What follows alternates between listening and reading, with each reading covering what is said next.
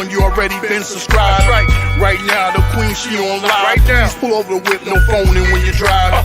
Dope Soul Sporting with the talk. First lady from New York, Brooklyn. All my people, you rocking with the chat. Hit that. The like button would tell me where you at. You know, step from the MBK.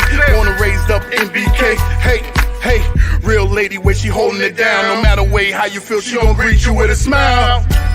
Sister, you one of a kind. Yes. Oh, sister, it's time you That's shine. Dope Soul. Where you at? Where you at? Dope Soul. Where you at? Where you at? Dope Soul. What? Dope Soul. What? Your soul. Where you at? Where you at?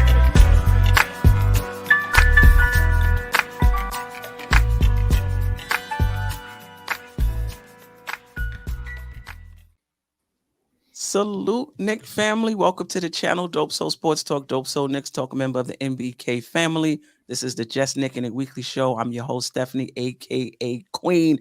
And as always, we have a lot to talk about today.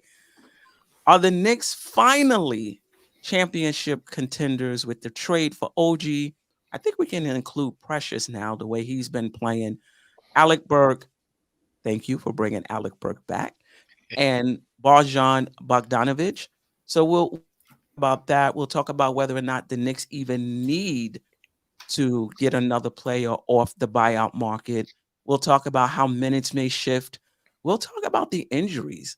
You know, can injuries derail this championship run? We got OG out with surgery for at least 3 weeks. We got Randall to be reevaluated, I believe, in 3 weeks. Hartenstein went down with the Achilles injury, something that I think he's going to have to manage for the rest of the season. And Mitch, you know, I think it's after the All-Star break, he'll be reevaluated. So, you know, these injuries may come, may bite us, you know, hopefully not. And then we'll also talk about our young core that is no more, basically, with Obi, Grimes, RJ, Quick. 2 years ago when we had these shows, we were arguing about should the Knicks, you know, look chip contenders and move off these young guys, or should they develop them because they in and of themselves could potentially become stars. And I think, you know, the Knicks made their decision. So we'll talk about that as well. Shout out to everybody in the chat, the replay gang, of course, panel, Jerrell, Ajay, Geoff. How you guys doing? My voice is, I'm going to do my best with my voice. You can already tell, but I'll do my best. Got a little more bass in it tonight. How's everybody doing? Great. Yo, good. Always good to be here and hang out with you and Knicks Nation in the chat. On fire as usual. Remember to hit the like button on your way in this time. Yeah. Shout out to Morning Brew Sports Network. I appreciate you. I don't know if that's Phil, Hector, or Jigga. Appreciate all of you. Greg, Shot Powers, JJ, Mark, Odom. Not sure if this is your first time, and hopefully everybody rocking with us is subscribed to the channel.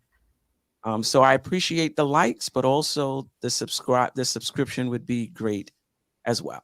Yeah, definitely. Definitely shout out to the regulars, Kerry, Cox, JJ. Yes. They always hear Sherwin, you know, they always here supporting us. So we truly, Shop Powers, we truly appreciate the support and your presence in here with us. Yes. A-Train as well in the house. Appreciate you, sis. Everybody, David G. Yeah, Coach. And whoever we may have forgotten, we appreciate you. Building Blocks just rolled in. So let's just, I mean, we usually talk about the week, but I want to get right to the trade. Yesterday, we weren't sure what the Knicks were going to do. There was a lot of reports about what they would do. Bogdanovic was a surprise for me. We knew Burks was on the table. Your thoughts on the Knicks, you know, bringing in Alec Burke and Bojan Bogdanovic from Detroit for Grimes, Archie Diacono, Fournier, Flynn, and I don't know, 15 2 second round picks. All right, 2 second round picks. All right. Just your thoughts on the trade. And yeah, just your thoughts. We'll start there. Jerrell? So salute to everybody. Salute to you, Steph, Jeff, Ajay, my Knicks family every week, and salute to everybody in the chat. Yeah, we on here every week, so everybody kind of know what our thoughts kind of are almost. But like, I wanted DeJounte Murray, of course, but I actually think this was a very, very good consolation prize because of the deal that took place, not just because we got Alec Burks and Bogey, but for what we got for him, and we only, we didn't give up any first round picks for him. I think that's I think that's a very good thing. Like we upgraded our team, including the OG and Precious trade. We got 4 rotation players without giving up a first round pick.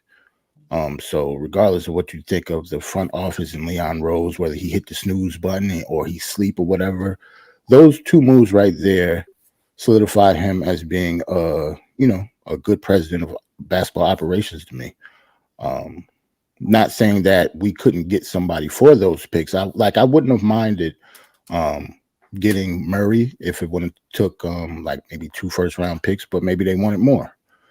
So I would rather him do the moves that he did opposed to overpaying for somebody. Like I actually think we kind of fleeced Detroit with the 2 players that we got, because the 2 players that we have are going to log major minutes for us. And what we gave up was Starting tomorrow. Yes. Of course. And 40 plus minutes for both of them. Right. And plus it kind of makes us, knock on wood. I almost don't want to say it out loud. Like, we're the deepest team in the NBA right now. Like, we really can go in the playoffs if everybody is healthy. Like, hopefully Mitch comes back, Randall comes back healthy with the shoulder. Like, we could actually, even though Tibbs won't do this, we can actually, like, we're 10 deep, and that's not counting Deuce. Right.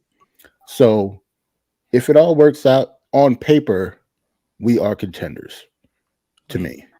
But it will just have to work out. Everybody will have to be healthy. I think Burks and show up, of course, in the playoffs. But yeah, we got all vets on this team now, except for Deuce. So the main person that we're talking about showing up mainly is Randall.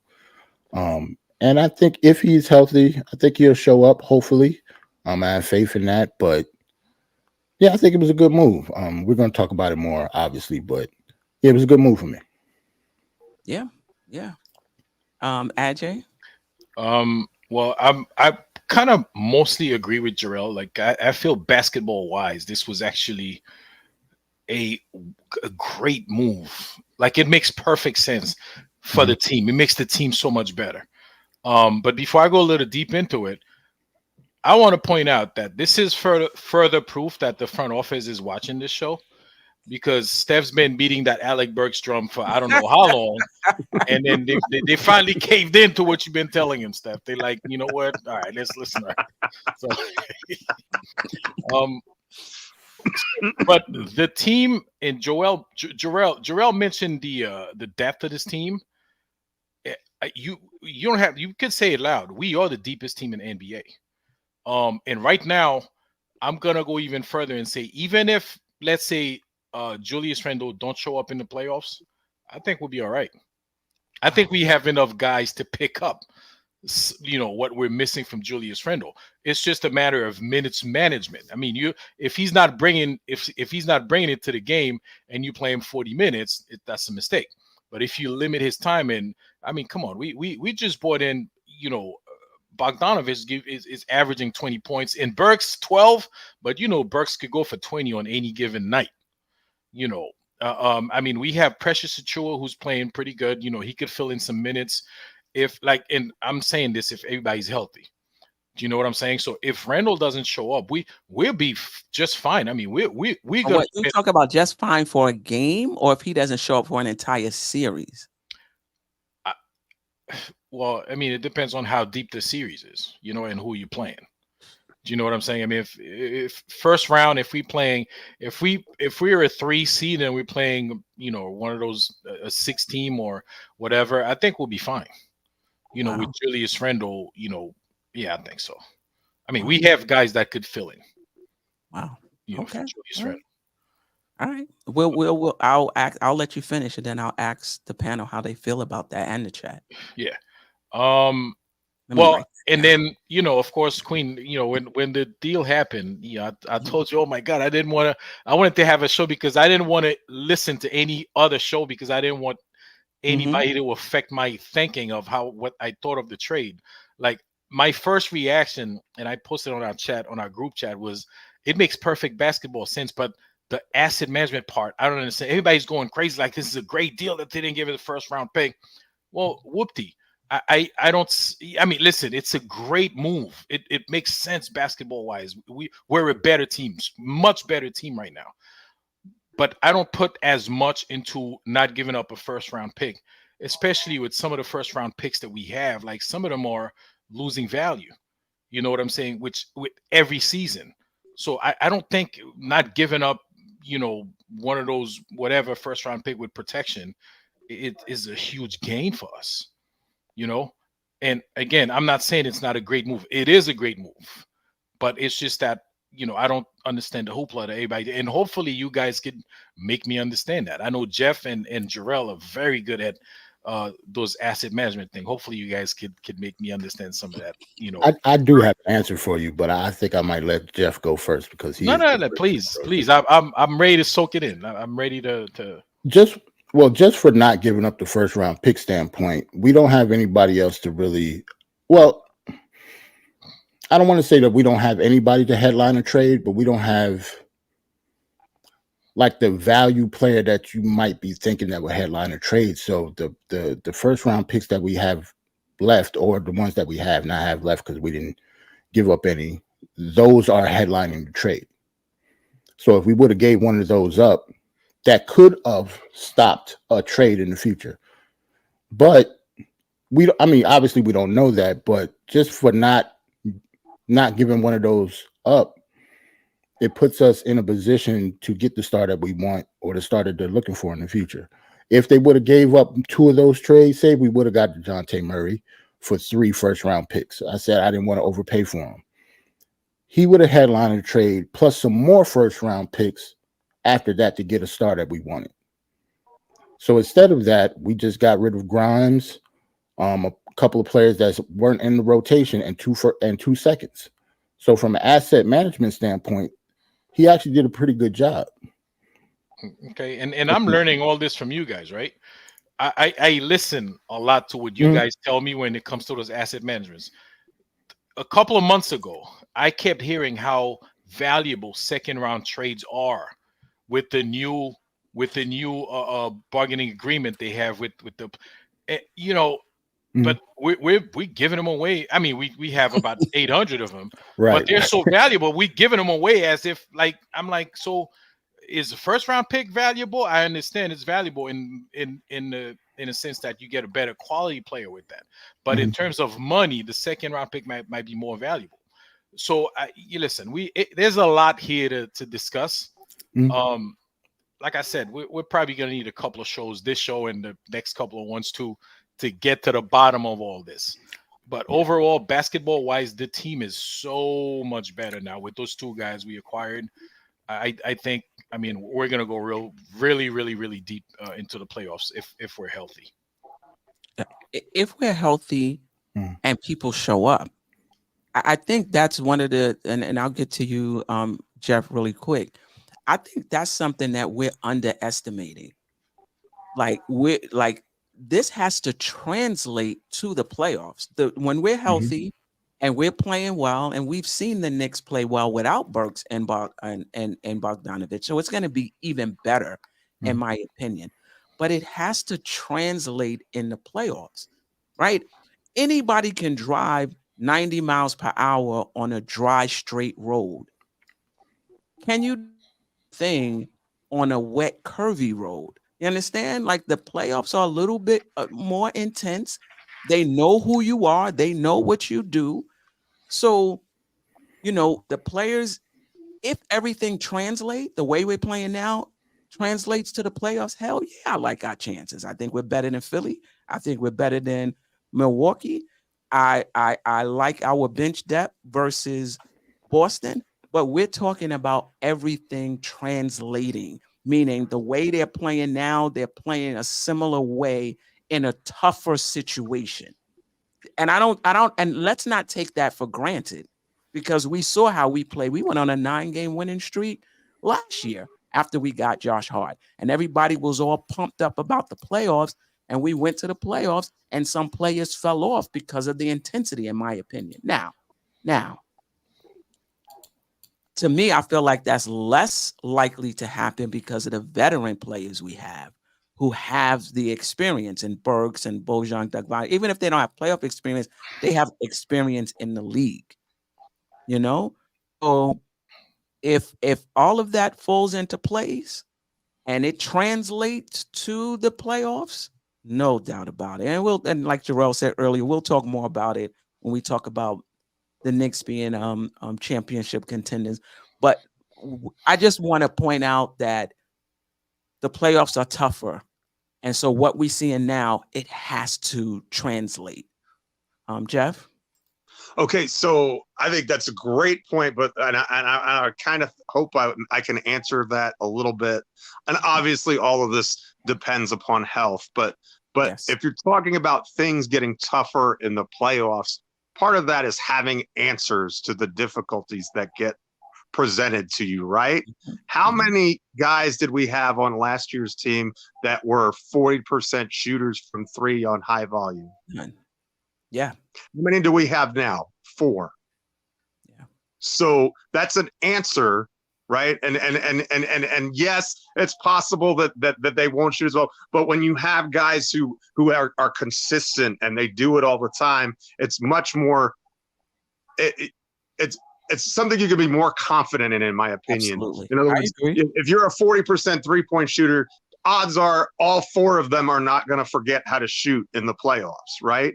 And Right. so that is a skill that you have to combat combat that. And the other thing is, we don't have a lot of weaknesses when we're healthy anymore. Like, they're a very difficult team to guard. We're very switchable. We can put a lot of different lineups out there. We can play a lot of different players. We have a lot of guys with different skill sets. We now have guys who can attack the basket in the second unit. So that weakness has been solidified. Geoff, I'm in agreement. You don't have to convince me. I'm in agreement with you, but the players still have to play. I get what you're saying. We have addressed these weaknesses, but the players still have to. Right. But what I'm saying is they're show more, up, and if they do, I like our chances. they're more likely to show up, is what I'm saying. In other words, I think, and to a certain extent, you were hoping that the young players were going to perform, right? But because there was no baseline, there was nothing there that said, yes, they can definitely do it. Right. We know for a fact that Brunson can do it. We know that DiVincenzo can do it. We know that Bogdanovich can do it. He's done it in the postseason before. He's 35 years old. He's reliable. We know he can do it because he's done it. And so we don't know about Julius Randle, yes, but I think that the better players that you have around Julius, the easier it's going to be for him to perform. Absolutely. Nobody's going to be packing the paint like Miami did on us last year in the playoffs to their own peril.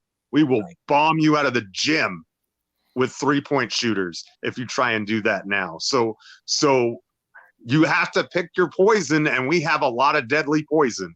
And so it's about having the most weapons that you can. I mean, you never know who's going to perform in the playoffs. Even guys who you think are going to be good.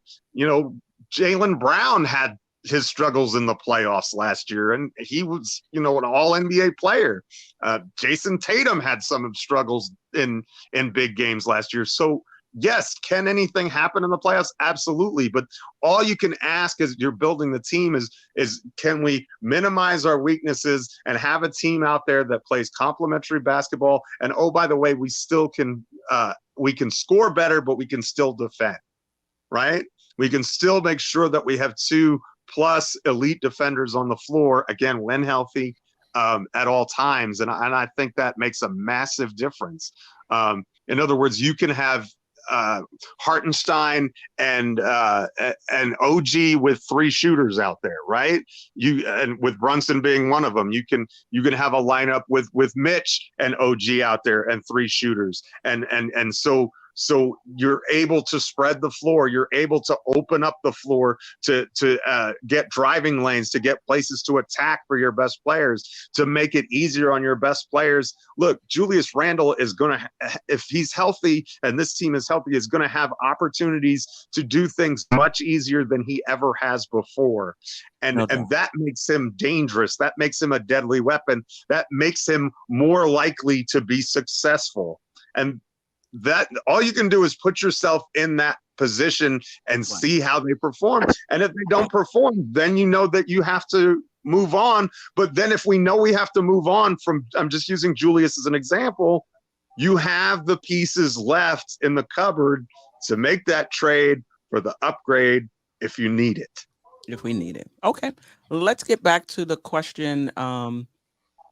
Ajay, the statement Ajay said, he feels that the way the team is built now, even if Randle doesn't perform, and the sense I get is he said for a series, that the Knicks would have enough to win.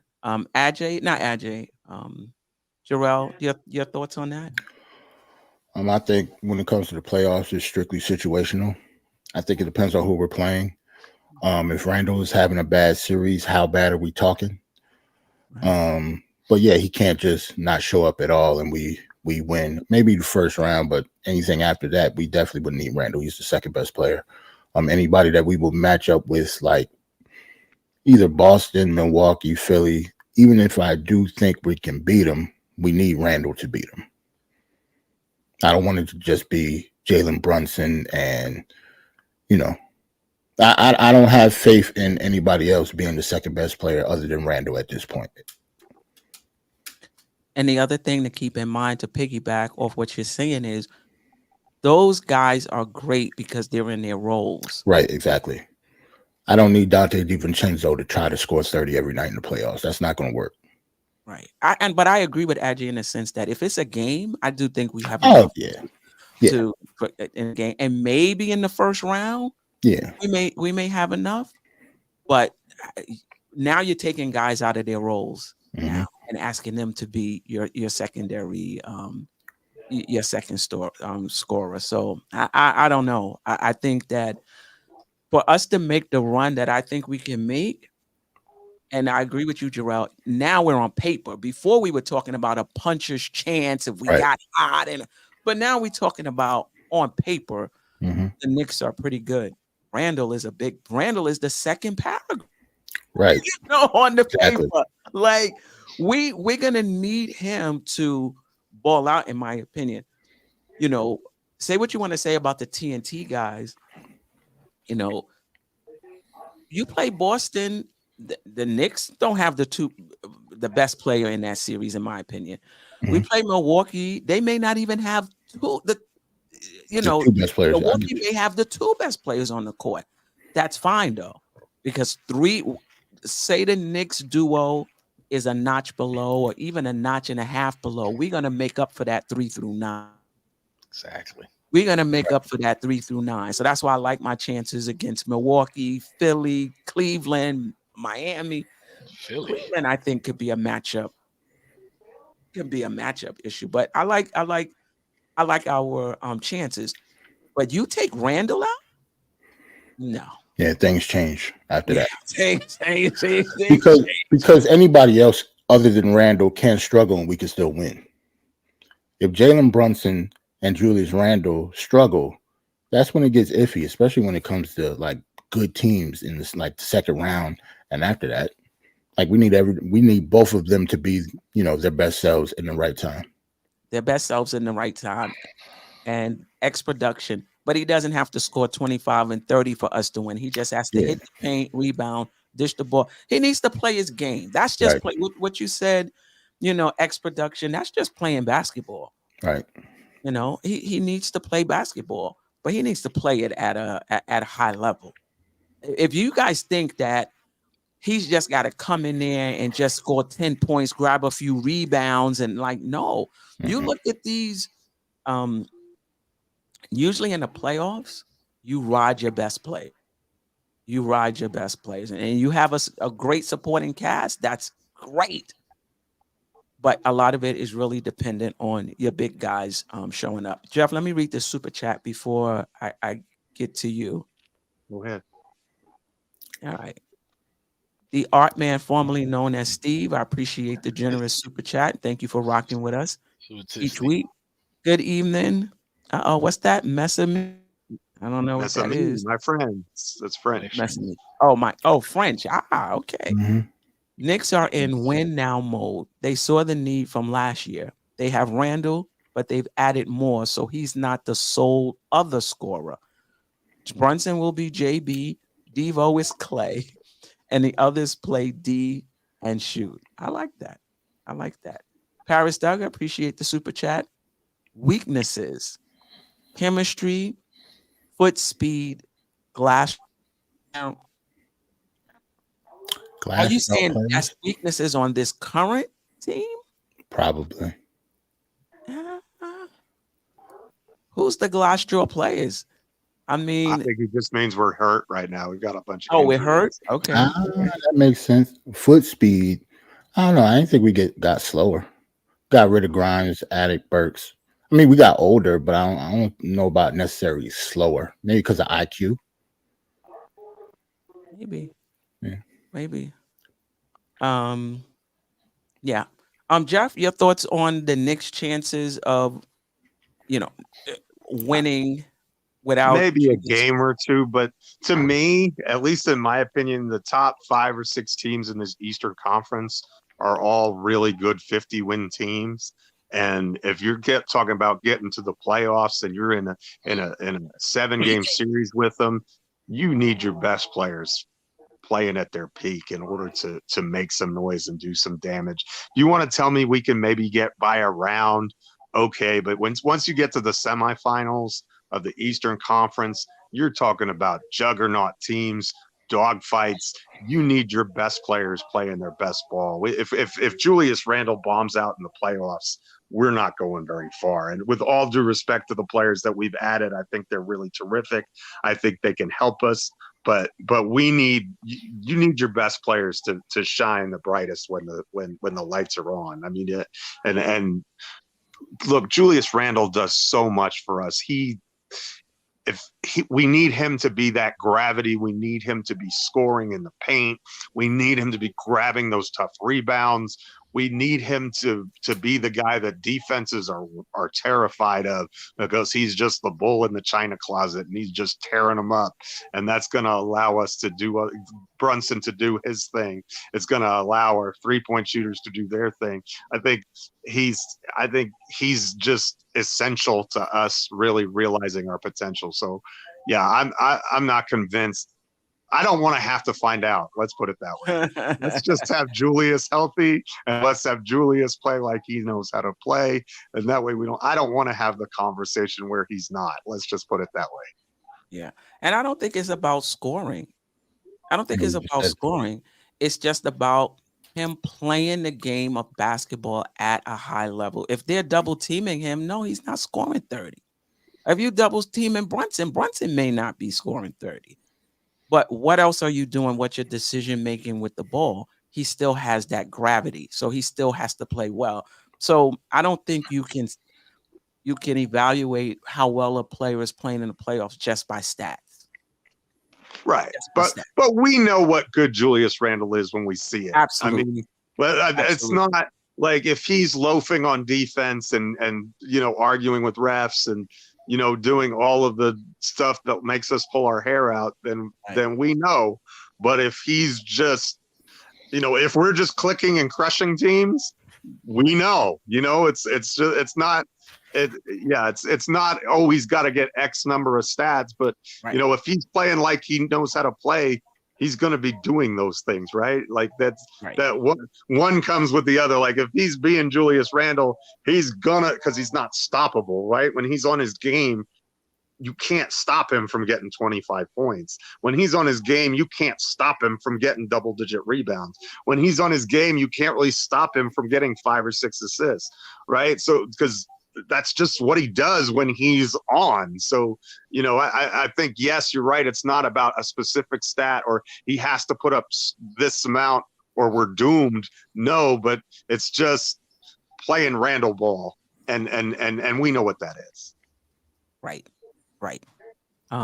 Because teams do look to take certain things away from you, you know, and to your point earlier, that's going to be harder this time around. You know, Sherwin, I think what he's saying is folks' team can't defend Randall the way they did last year. We have shooters. Yeah, no doubt about it. Shout out to Mark Odom, I appreciate the super chat. Appreciate you rocking with us. Hopefully you're subscribed to the channel when you hit that like button. Appreciate you. Yeah. All right. So just before we get to the whole championship contention, further that discussion, there was one other question I had on the Burks and Bogdanovich. What do they bring, you know, other than shooting? I mean, we know they can shoot, but what else do you think they bring to this team? Ajay, okay. Ajay, did you want to say anything else about your Randall point? No.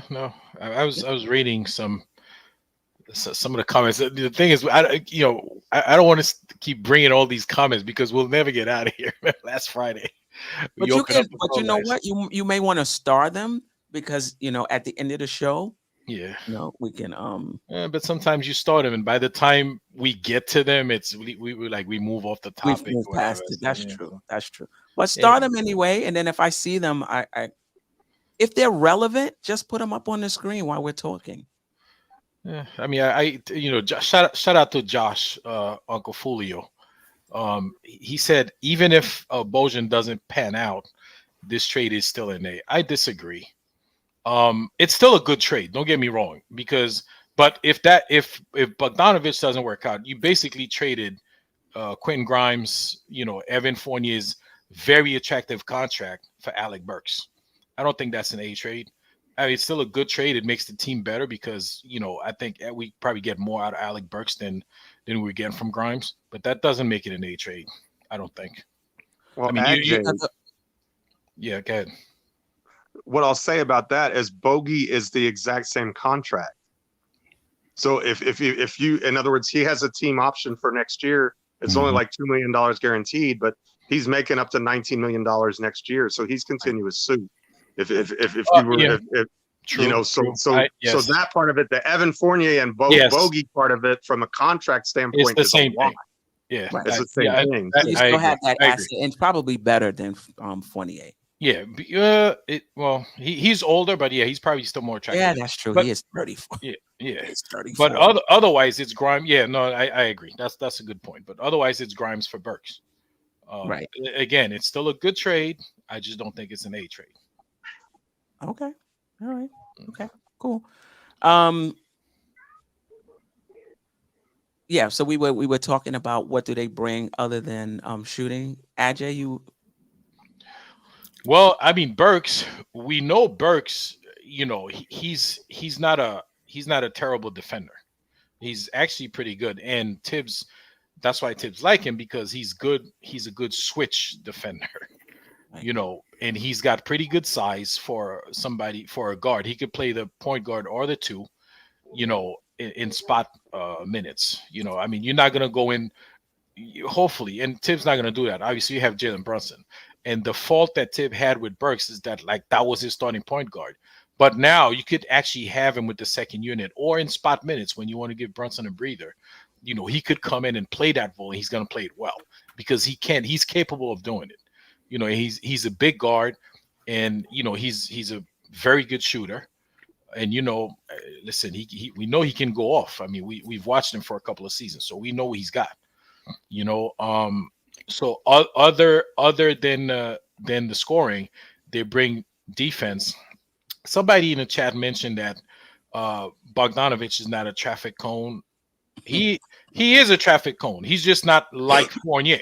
He's not a great defender. I don't know if you guys watch those, him play. He's not you're not gonna roll him out and say, okay, I got a great defensive team. You still gotta cover him, when he's on defense. But he's better than Evan Fournier, and he's also a better shooter than Evan Fournier. So he's definitely an upgrade there.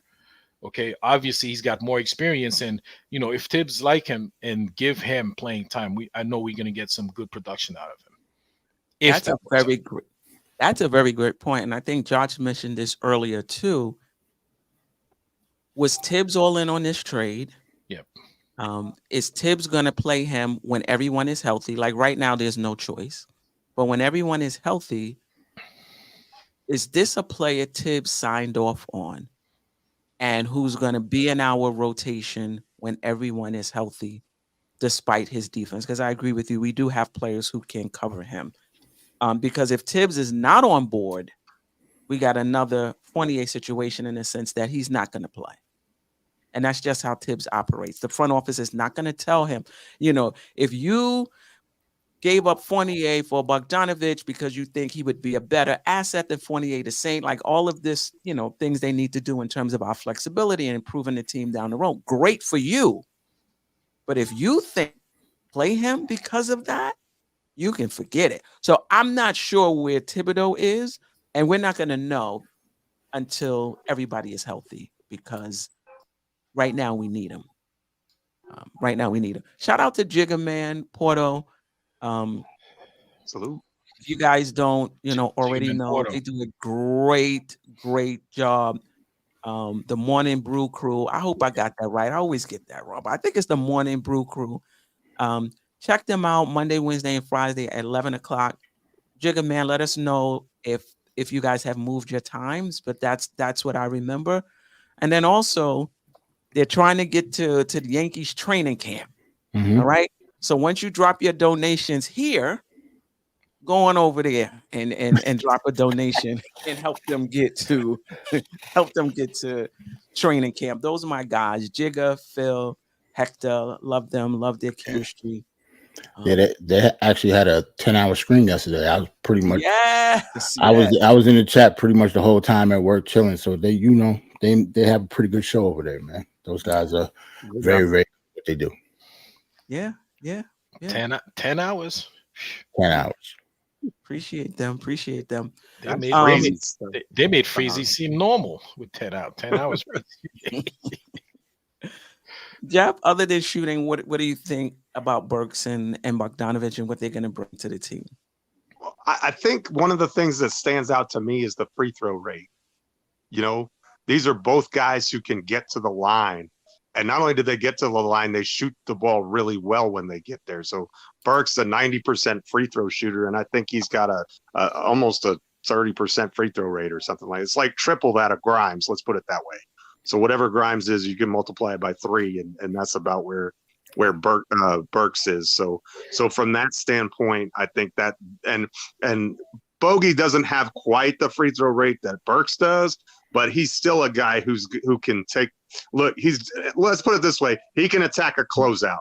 Either one of those guys can attack a closeout really well. Right. Burks has flexibility. He's 6'6". He can guard 1 through 3. Maybe not. He's not elite. He's certainly not as good as Grimes defensively, but he's not a sieve out there.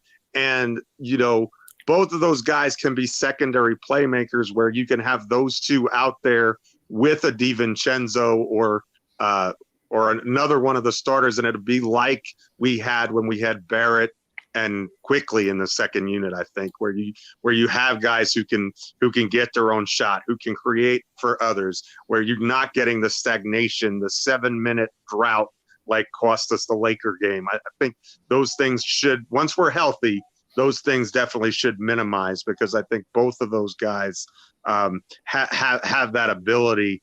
And look, to me, worst case scenario, Bogey is like Fournier, right? And he's unplayable. That's the worst case scenario.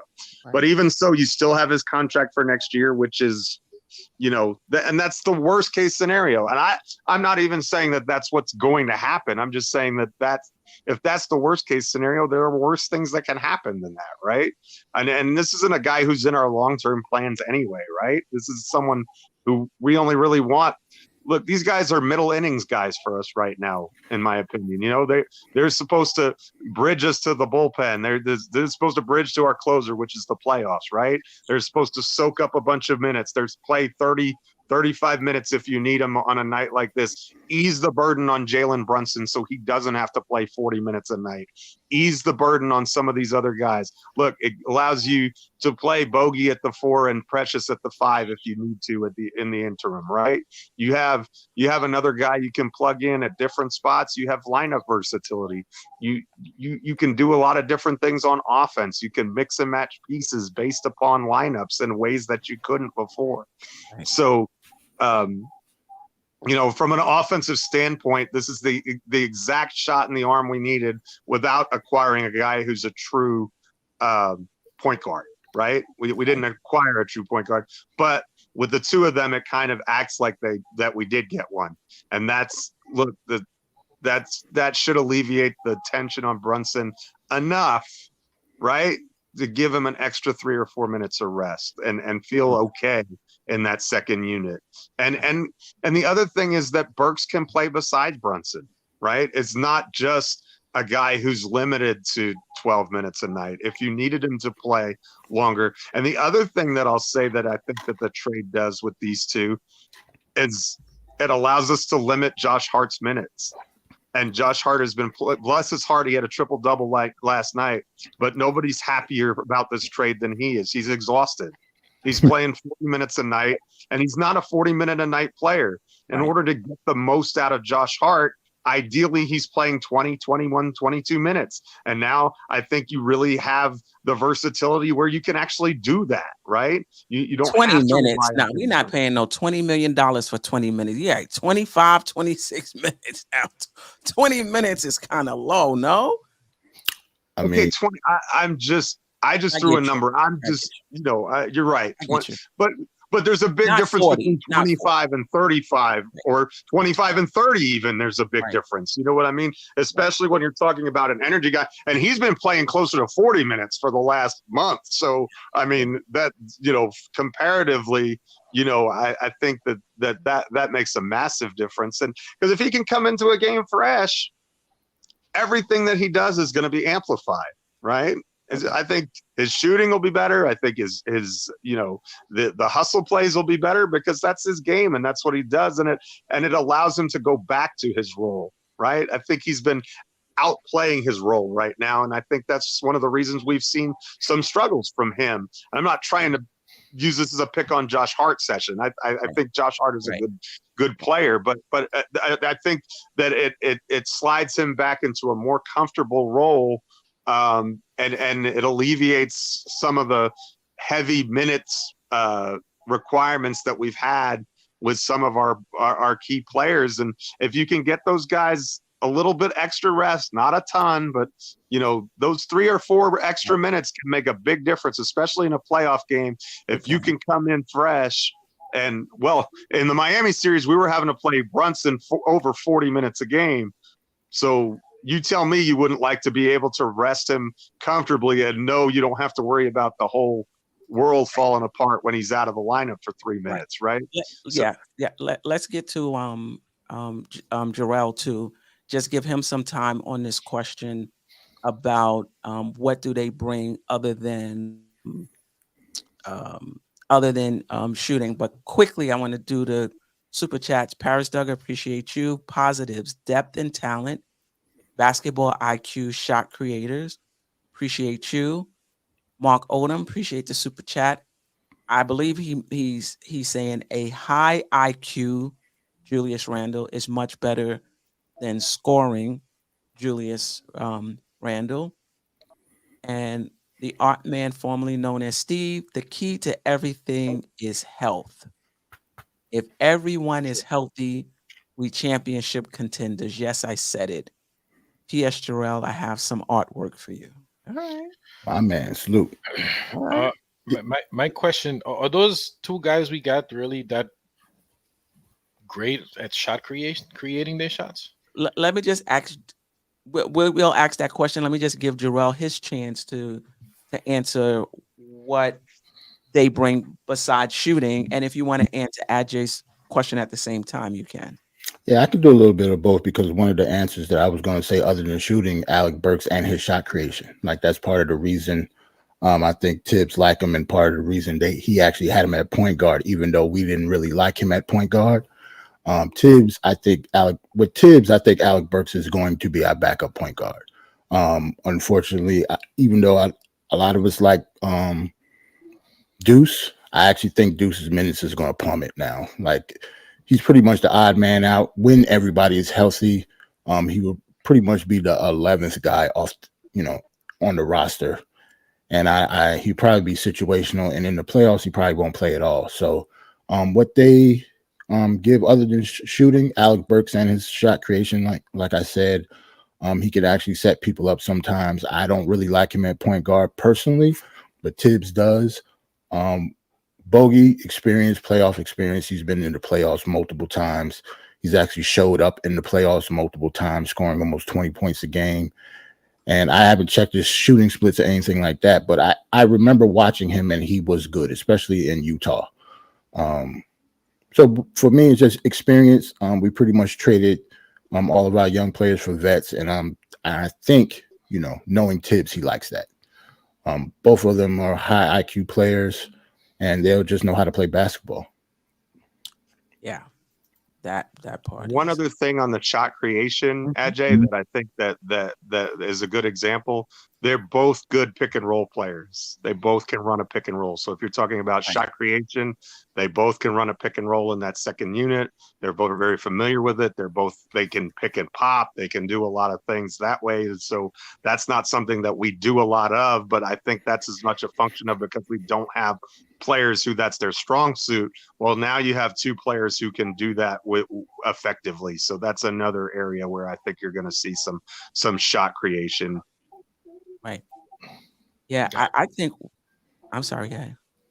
No, I was gonna say, yeah, that was because I was asking. I know they're great pick and pop players, so I kind of forgot that Alec Burks. I don't remember him creating a whole lot of shots, but he did. And like Jerrell said, he wasn't a great distributor, but yeah, he used to create. I mean, he's a bigger guard, so it's a little bit.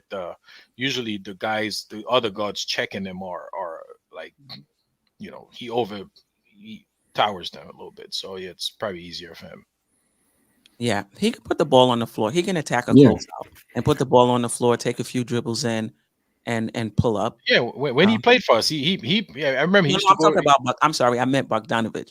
Oh no, but I mean Burks used to go to the basket. He used to go to the hoop a lot.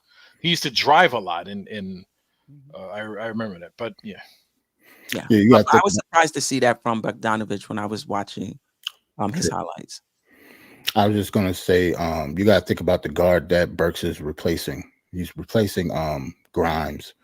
So if you're going to talk about shot creation and who could get their own shot, they're pretty much night and day. Yeah. Yeah, I mean, he's not the point of attack defender. Grimes is, but I think our defense is going to be fine. What I like, other than the shooting and Ajay, the shot creation, is the experience in that second unit. That was something that I had a lot of concerns about. Not that McBride and Grimes couldn't have a really good playoffs series, but I just felt they were too young to be in a position where we were counting on them. And I think having Burks and Bogdanovich in your second unit takes away that worry for me. So now, whatever we get from McBride, if he's still in the rotation, is gravy. Like, we're not counting on him. It's gravy. And I like young players to be in the gravy position where whatever they give you is extra. you know, and now with Burks and Bogdanovich, you can play McBride 25 minutes. I don't care now because I know he's going to defend. He's shooting the ball well, but we're not counting on him. So I really like that. I like the size, you know, that both of them have. Remember how short the Knicks were to start the season? We've kind of grown up. You know, we've kind of grown a bit with OG, Bogdanovich, Burks. I like that. And even though Burks is not a point guard, when you think about it, you really didn't want to spend assets. And I forget who said this. It might have been Ian Begley. And he's right. It might have been him. I'm not sure. You don't want to be giving up assets for a backup point guard that's only going to play 10 minutes in the playoffs. Like you want somebody that's going to play the 1 and the 2 so they can get the minutes behind Brunson, but also get some minutes at another spot on the floor in the 2 spot. Otherwise, you're sending out assets just for somebody that's going to play 10 minutes.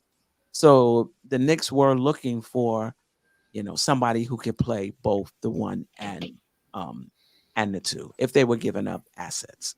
So I like that.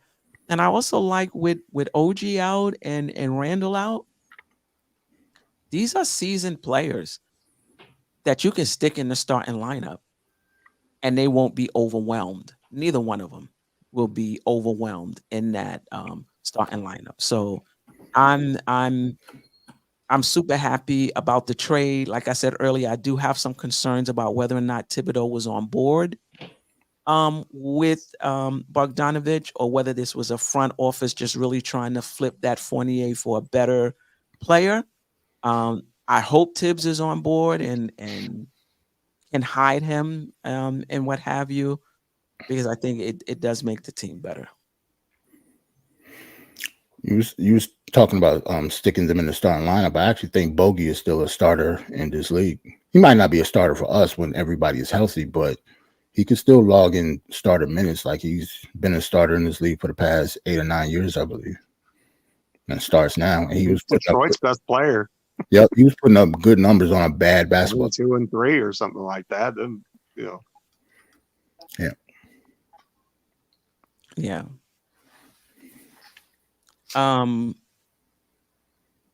Anthony D, depends on how desperate you are for playoff success. Let's look back to Game 6, Miami.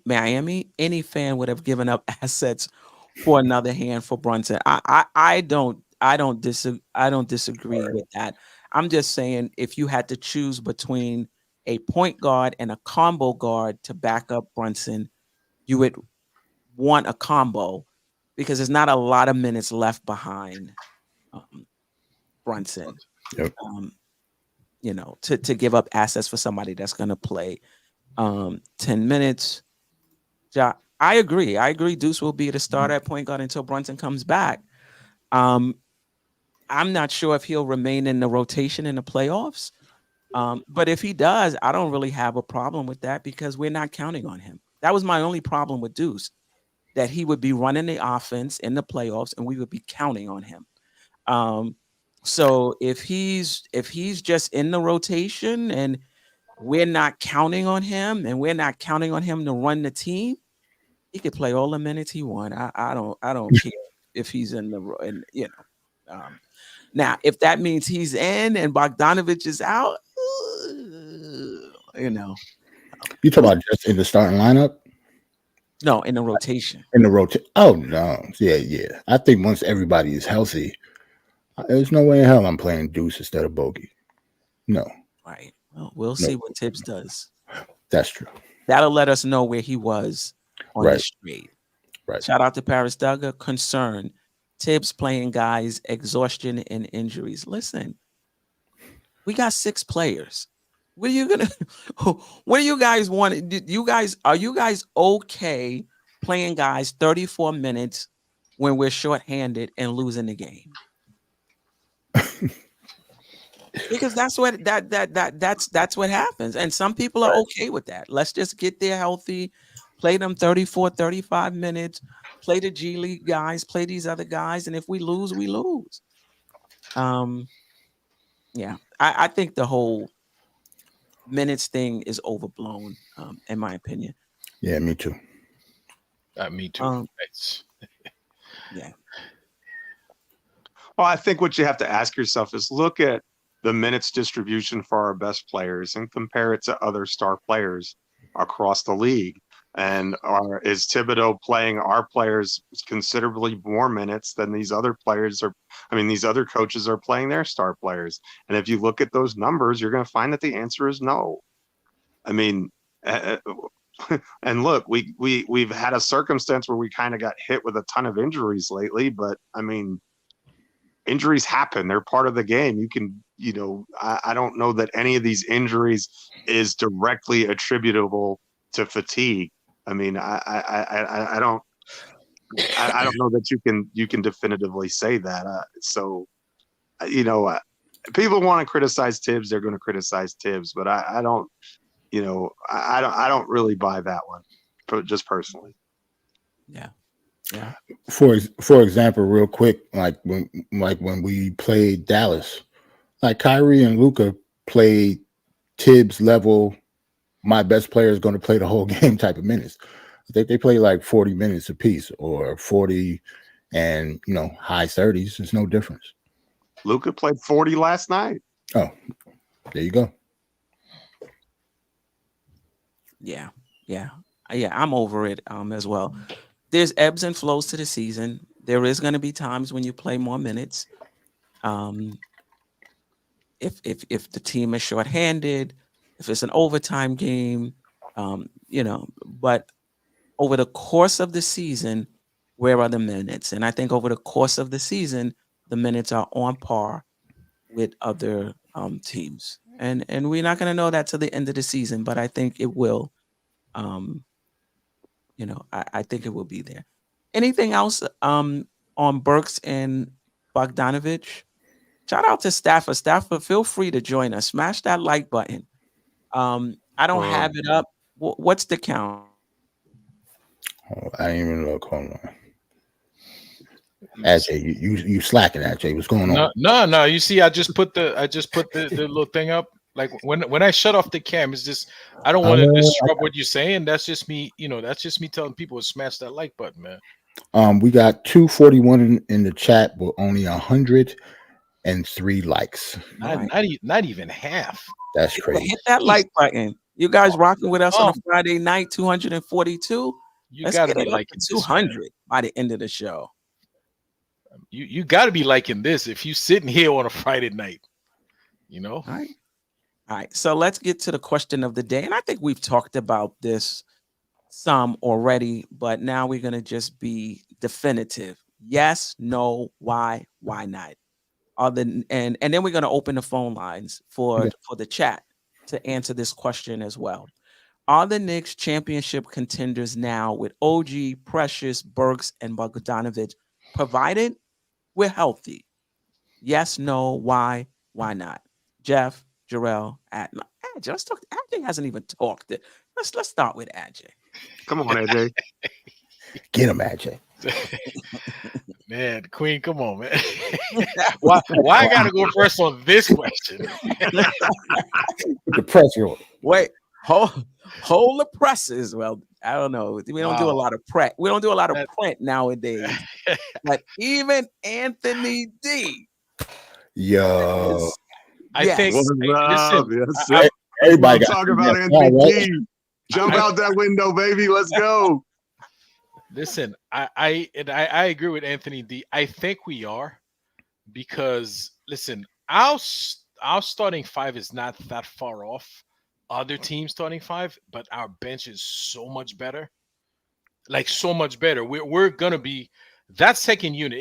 Even our situational guys are actually better than some benches in the NBA. Some second units. So we're like super deep. I think yes, I think we are.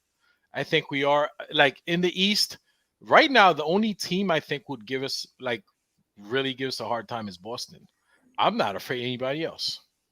I mean, everybody else would come, like we'll shove them to the side, say, out of my way. I'm trying to get to Boston here. But and on the west side though, there are two teams that give us problems. It obviously Denver and Oklahoma City. Oklahoma City is a problem. Mm-hmm. They are a problem. I don't think people realize how tough it is to. The good thing about that team. Oh, let's not forget Minnesota. Minnesota. So Clippers. the good thing out of those three teams, they're gonna like beat each other up, and we only have to worry about one of them if we get to the finals. But I do think we right up there with the other contending teams. I'm not saying we're favorites, but we're right up there with them. I agree with JJ, and JJ's always rocking with us. Appreciate you. Sorry that Grimes had to go. I know this is wasn't a good moment for you. Mm-hmm. And all the Grimes hive out there. OKC is young. Let's see what they do in the playoffs, because it is a different ball game. And will it translate? And not just for OKC, but for Minnesota. As well. And if it does, they're going to be a problem. But sometimes it doesn't. And you see young teams get beat in the first round because of the lack of experience and not understanding the intensity of it, and then having the opposing team really game plan for you and take away what you like to do. Queen, Yes. like I said, the good thing with all that on the west side over there is you only have to worry about one of them. Like they're gonna, by the time you get to them, they're gonna be nice and tender and for the taking. So, and if we're worried about that, sign me up, because that means we in the NBA Finals. Right. like I don't care which one, bring it on. I don't care who it is. Yeah, no, if that means we're in the NBA Finals, sign me up. We definitely one of the contending teams. Like I said, we're I don't know if we're favorites, but we're up there with the rest of them because we have talent on this team. Right. A talent that has to show up. It has to show up. Mm-hmm. Silk Sutton, Queen, Boston podcast. Matty Dubs, NBA says he sins. I think he sins about Knicks. Yes, we are. Serious, probably. He's serious about Knicks. Meant nervous. Okay, so Queens, the Boston podcast, Matty Dubs of the NBA says he's nervous about the Knicks. Got you. Yes, we are. Okay. All right. Okay. I mean, think about it. All the starting lineup have to do is just stay within striking distance, and the bench would come in and take over, and then just get out. We have a really deep bench. Yeah, but also the defense, and yeah, the Knicks are just the Knicks are just really good on both sides of the ball, and now it's just a matter of players showing up, in my opinion. Geoff, yes, no, why not? The only question I have is health. And that's a serious question. Like a serious question. Like I'm one of these fans. It's like we're not allowed to have nice things. Every time we get something, a shiny new toy, they get broken before we get to play with it. But it's a Jets fan, Aaron Rodgers. A little bit PTSD, but that's the only thing I'm concerned about. As far as if we're healthy, I don't see how we could not be. I mean, you've got a starting unit that when they were healthy was blowing the doors off of teams, and now you have a second unit that doesn't really have very many weaknesses. And we have depth, and we can, even if we don't get everybody back, if we can get most of them back, because think about this. If we're completely healthy, Precious Achiuwa and Deuce McBride are glued to the bench. Who's that second unit, Geoff? So that's Burks, Bogdanovich, Hart, and who else? Well, he plays 9, and you say Mitch is going to be there, right? Mitch is back, and that's the Mitch 9. is back. That's 9. Yeah. Right. Yeah. I mean, and if you have Mitch and Hart, you can play Bogdanovich. Yeah. Absolutely. So that's what I'm saying. Potentially you could have two guys in Deuce and Precious. And Precious is living his best life right now. He came over from Toronto. He's playing 45 minutes a night right now for the Knicks. I mean, and doing a great job. I love what I've seen from him, but I'm just being honest. When we're healthy, he's not getting a minute. If we're healthy in the playoffs, only time he coming in is if we're wiping a team by 25 points. Or if it's really bad foul trouble, and I think the same is true with Deuce also. I think Deuce is I like Deuce. He's a completely situational ball player. Now, one thing I will say about Deuce with Alec Burke here is I think it allows you to play those two at the same time, and you could play Deuce off the ball, and if he's shooting 50% from three, well, I know he was terrible last night, but I mean, he's been good shooting the ball. Defensively, I think that pairing works, so again, you have a lot of flexibility, but those two, I'm not meaning to disparage Deuce or Precious. I just say that when we're healthy, those two aren't good enough to crack the top 9, and that's a good problem to have. Yeah, and both of those guys are really good defensively. So if you had to put them in, I would be okay with either one of them as long as Deuce is not on the ball. I would be okay with either one of them. I love Precious defense, the way he navigates screens, his lateral quickness. So if we had to put him out there, I wouldn't have a problem with it. I think Bride is playing well also, hitting his shot, defending. So yeah. All right. Well, I could almost completely agree with Geoff and AJ. It's all about health. Like on paper, like I already said, that I think that we're the deepest team in the league. So it depends on health. And one thing we haven't discussed yet, it depends on coaching too. Tibbs is a big part of us being in contention. And, I think he could be the man for the job, but that remains to be seen too. We talk about Randall's playoffs performances. Tibbs has never won a championship himself. So, it's a spotlight on him too. And we'll see how, things go. But it's all about health. You know what I'm saying? Like OG elbow, we found out that he had surgery. Julius Randle seemed like he doesn't need surgery, but you don't know what he's going to be like when that shoulder comes back. Mitch with his ankle got screws in it. So I know we're really, really optimistic, but yeah, it depends on iHeart with the iHeart with his Achilles. Like we have to be really, really careful with iHeart with a strained Achilles, because that means that could just pop in any day if we don't take care of it. So if that pops, it's over for him. In a contract year, he'll be losing a lot of money. Right. But yeah, it all depends on health. Like I know we're really, really optimistic, but that's just to be realistic. You know what I'm saying? We have to be healthy in the playoffs in order for this to work. Yeah, no doubt about it. Can I ask a question? Do you guys not think with so many good players on the team that Tom Thibodeau, like he'll increase his rotation to more than 9 guys? No, in the playoffs, sometimes it goes to 8. About to say it'll be 8. I think he's. If you want to put that 10th guy in there, that's the other question too. Like I think DiVincenzo's going to get a full load of minutes. Brunson's going to be playing, his full load of minutes. If Julius is healthy, he's going to be getting a full load of minutes. There's rim protection going to be on the floor, so Isaiah and Mitch are going to get their minutes. So and if OG is healthy, he's going to get the lion's share of the minutes. And so I don't think there's enough rotation minutes for 10 guys because of how much that Tibbs is going to want to play those guys, those top 9. So and I don't think there's a need. Not just Tibbs. That's most coaches in the playoffs go to 8. But I mean, with this current situation, right?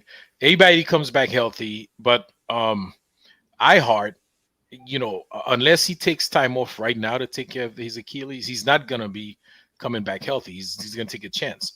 So You don't think maybe they're going to reduce his minutes and have Precious place him? Because I'm just looking, unless you sit him down now and take care of the Achilles, which I don't know if there's anything to do with it except for rest, just to rest it. That's all you could do with the Achilles if they keep hurting. You can't, you know what I'm saying? Unless, like Jerrell said, if they pop, then you got to have surgery to do what you got to do. But right now, if you don't want him to take time off, you just got to kind of restrict his minutes. You do.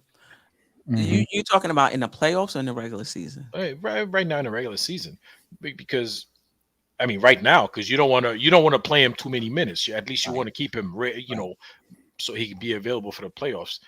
Maybe then you'll take a chance and whatnot. But I do think he's probably going to increase. Like I think he's going to have a 10-man rotation. Now. At some point, because in previous shows, I'm just trying to clear. Is it now or in the playoffs? I'm just trying to be clear on what you're saying. Right now, like if everybody come back healthy right now, I think he's gonna play 10 guys. Okay, we'll see. I wouldn't bet on it in the playoffs though. And you can still stay with 9 and just limit his minutes and play other guys who are in the rotation more. If Anunoby is healthy, you might see him at the 5 and Randall at the 4. Yeah. There's but yeah, there's I mean, in the regular season, if he wants to go 10-10 in the playoffs, hell no. I need Brunson out there for 38. I need OG out there. Like that's when you really want your best players on the floor, and they understand that. Yeah. Yeah, I think it all depends on Tibbs. And we kind of know Tibbs, he don't usually change. So it's 9. It's 9. It's 9. It's 9. Might even be 8. Yep. Shout out to Josh. That's a good point, right? The problem with this is Thibodeau doesn't do this. Thibodeau, he'll stick to the same 9 guys no matter who he's facing. At least that's what he's shown in previous seasons. He doesn't change his rotation based on who the opponent is. I don't know if you guys agree with that. That is a good point, but I don't think I agree with that. But I agree that that's his philosophy and he's entitled to it. Yeah, which is fine. But I'm just saying, Josh, shout out to Josh. That's a great point, but Thibodeau just doesn't do that. Well, the other thing that I'll say is this: he's never had this much talent 1 through 11.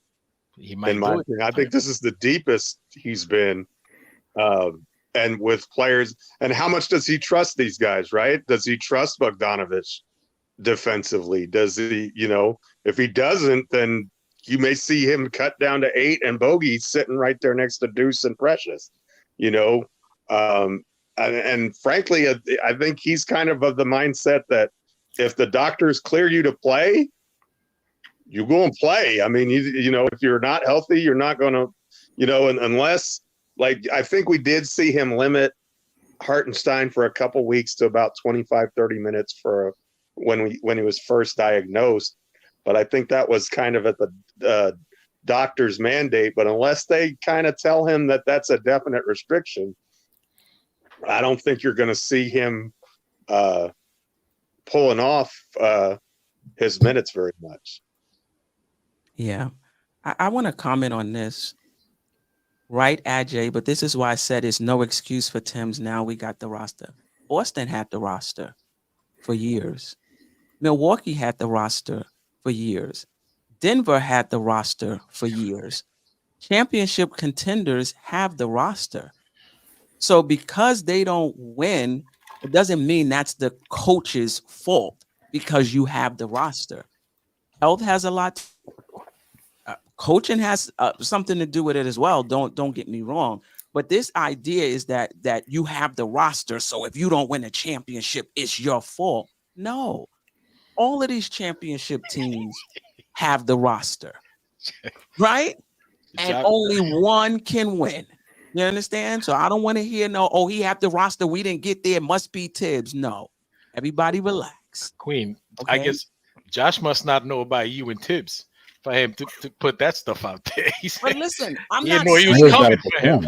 So what I'm saying is everybody is responsible. You can't just be like, oh, well, the coach has the roster. They should do it one time. Now, over time now, don't get me wrong. You got the roster 3, 4, 5 years. 3 years and you ain't gonna get 4 or 5. And you don't get it done and you have the roster. Absolutely. Absolutely. But we're not gonna be we're not gonna be like, oh, if we don't win, it was Tibbs' fault because he had the roster. Yeah, so does Boston. Right? So does these other teams. They have the roster as well. All right, let's move on. Shout out to Mark Odom. New York Knicks have 6 players shooting over 39% from 3. Appreciate you. Leon, don't play that. iHeart is not staying for less. A bad Achilles? Might not have a choice. Yeah. All right. Let's all right, let me put up the number for calls. And I need y'all to call and stay on focus. The question on the table right now is, are the Knicks championship contenders? Yes, no, why not? You start going off on a tangent, we're gonna have to cut the call. Like just keep it to that. Shout out to Elijah Isham. I hope I got that right. I'm not sure if this is your first time. Yeah, if it is, welcome. If not, welcome back. Hopefully you've subscribed to the channel. Hit that like button as well. Yeah. Mm-hmm. I've always been following y'all from Ghana. What? Yep. No, I was in Ghana in November of 20. What was it? 20. No. I was in there 2023 and 2022. So love your show. Go Knicks. What part of Ghana are you from? I was visiting the Eastern District and then we went all over. So yeah, let me know where in Ghana you're from. That's dope. That's what's up. That is worldwide. dope. Let's go. Yeah, we might have to. I'll be back down there this year sometime. Thanks for watching and listening, man. Yeah, international Andy is not the only international in the NBK. Amen. Steph be going all over the place. Yeah.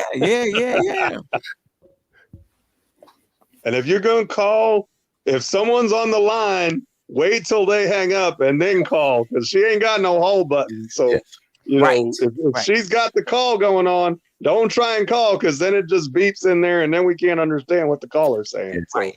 Yeah, one at a time. There's no hold. Just when the caller hangs up, like Geoff said, give us a call back. And again, please stay on topic. Are the Knicks championship contenders? Yes, no, why not?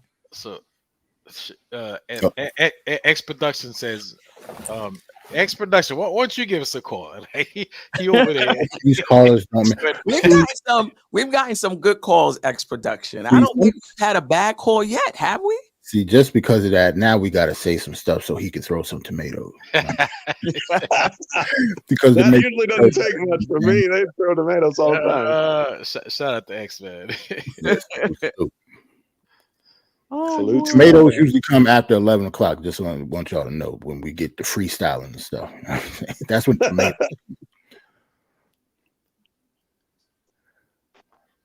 All right. Can we be champions? Yes, we are.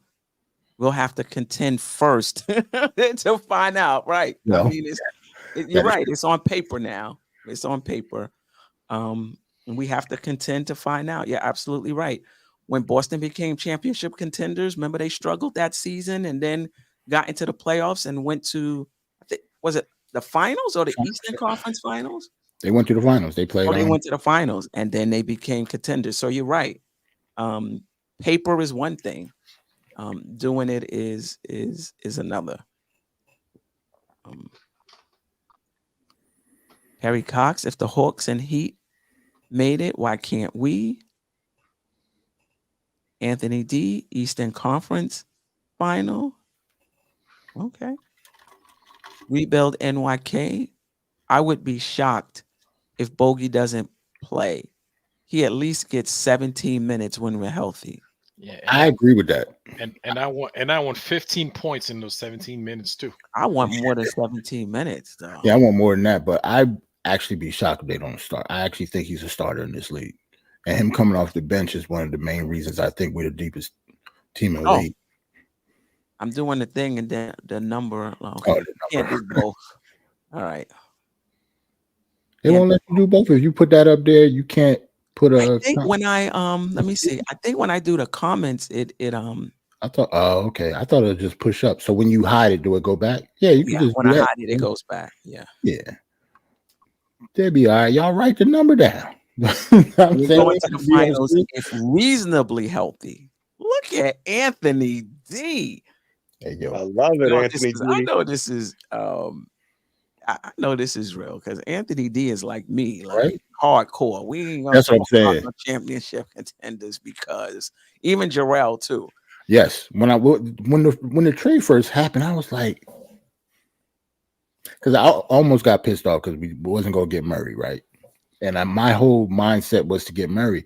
But then once it happened, and I actually sat down and looked at the roster, I was like, we the deepest team in the league if everybody. So, all right. Call from JJ. Nice, JJ. Salute, JJ. Can you hear us? What's up, JJ? Yeah, I What up, can hear you. JJ? Can you hear me? Yeah. What up? What up? good. We're good. Salute. We good. What you Salute. got Happy for us? Friday. We contenders or because you another hardcore one as well. Right. So I'm interested in your opinion. I gotta say yes. Yeah, and I'm usually a pessimist, but yeah, I think we're a title contender. I definitely do. What makes you think After so? these moves, I think this trade pushes. I think that's just a huge difference. Upgrading the bench like this, just because my thing is when I think of this offense now, it's going to be really, really difficult to double guys like Brunson and Randall. You know, if we're healthy, of course. When you have all the shooting around them between OG from the corners and even Chenzo.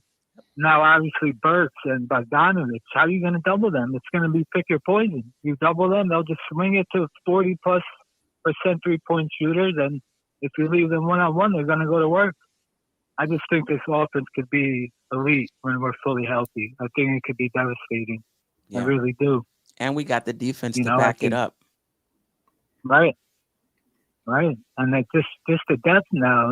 It's huge. Like, to me, Boston obviously is, probably the main team that will give you trouble. But when I look at our bench now, and when we're coming off the bench, say if Mitch is back, whoever's starting between Mitch and Hartenstein, one of them will be off the bench, and Burks, Bogdanovich, Hart, and Boston's coming off the bench. No offense, but third and a 48-year-old Al Horford and Cornette. I mean, those 11, 12 minutes that could be the difference. It can be the difference. Yeah. Well, Boston got Xavier Tillman, which is going to help them at the 5 spot. True. Say that again? True. Boston got Xavier Tillman from Memphis, so they've solidified their back at 5 spot. True. Yeah. Well, this is for real. Jerrell, JJ, Anthony D. You ain't trying to hear that, Geoff. Nobody care about no Xavier Tillman. Get out of here. Right, though. You're right, though. Yeah. I gotta say yes, man. I have to. I love it. Yeah. No doubt. And on the trade, go ahead. Yeah. No, I was gonna say real quick on the trade. I know people are saying how we fleeced them. You know what he think it was? No, I'm just kind of joking, but I think they're like, hey, listen, you guys gave us Jalen Duren, who's an absolute monster at 19. So we'll slide you. We'll help you guys out here. We'll give you these guys for free. I'll never let the Knicks suffer from that. By the way, giving them Duren for peanuts. That kid's an absolute monster. Yeah, he's a monster. Yeah, I was disappointed there as well. I wanted him so bad. Adjay can vouch for me. I mean, Jerrell, excuse me. I believe Jerrell was with me too when we were saying how bad we wanted the Knicks to draft Duren. So was remember we thought we drafted him and then they traded it. I was like, oh no. Yo, I wanted him bad. He had That paved the way 27. for us to get Brunson, if I'm not mistaken, though. Yeah, we could have got it another way, Steph. We could have got him another way. I get that part, but we didn't have to sign. We had to get rid of Kemba's contract. That's my issue. I mean, we should have never signed to multi-years. But that's for another day. But Let me ask you before you get off. Yeah. Thoughts on Grimes? I know you. How you feeling? How you feeling about the trade? Gone. Yeah, my guy Grimes is gone. Nah, I love it. I'm sorry, that Grimes is my guy. But like Jay Boogie said, it's about the name on the front, right? So, hey, Grimes, he disappointed me. I got to be honest. I'm gonna be real about it. I thought he was gonna take another step. Didn't happen. He got beat out by DiVincenzo. And DiVincenzo took it from him, and he earned it. Grimes let me down, man. What could I say? But I like the trade. You have to. It was a smart trade. And you can still watch him for afar. When Carmelo signed with Portland, I stayed up late to watch him. So you can still watch him. Yeah, I watch him and Duran, my guy Duran and Grimes. Yeah, there you go. Yeah. Yeah. But yeah, appreciate it, man. Thanks so much for taking the call. Appreciate you, of course. Great call, JJ. Anytime. Have a good weekend. You too. Bye-bye. Queen, I mean, appreciate it. Yeah, Queen. When our draftees get traded, we keep a little eye on them. We don't watch them, but whatever little news that drop, you catches your attention. And today, my guy Kevin Knox, he's got released, man. He is not with any team right now, man. Nobody give a damn about he went to Utah. They waived him. They waived him, man. Corner Kev, he get ready to be out the league. Call from DA. What's up, DA? How you doing? We good. How are you? I am well. I'm calling from Baltimore. I am a Baltimore Knicks fan. That's what's up. All right. Yeah, that's what's up. What you got for us?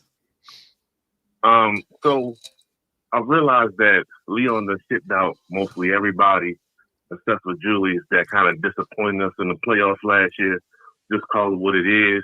RJ gone, Quentin gone, IQ gone, Obi gone. So he brought in 30 points with that, right? Along with OG. So I was thinking with the new acquisitions and everything, I said, we really just need everybody just to give us about 15 points. Is that hard? Is that hard with the lineup that we have from Julius to JB? They're going to give us more. But I'm just saying, we're not asking for a lot for these guys to kind of do that. And it's well within that average. It was production like that. Dante can give us that. The two new guys, Boron and them, they can give us that. So when we have a balanced attack like that, and it's ran by JB, and I had to come so far to get on JB's on the bag, but I'm on it. This dude with his carriage and when he brings the fortitude, he brings all that. I'm for it. I'm on board now. We need Julius to come back and just play your game, bro. Just play your game. Don't get over. Don't get too low. Just play your game.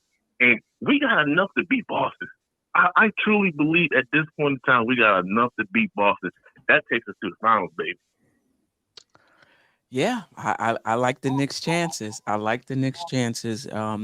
Shoring up that bench for me was huge, and being able to depend on guys who are seasoned in this league in the playoffs. Yeah, I'm super happy.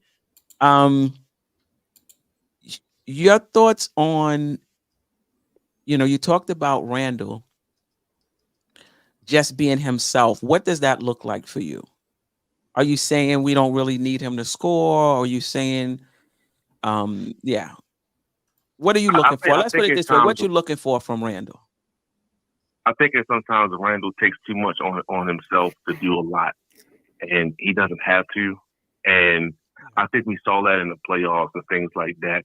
He gets, y'all talked about it multiple times. You can see the frustration at times. and things like that. And we was and other times during the regular season, it doesn't happen like that. Like he's been cutting that out of his game pretty much in the regular season. It just creeps back in the playoffs, probably because it's definitely more pressure in the playoffs.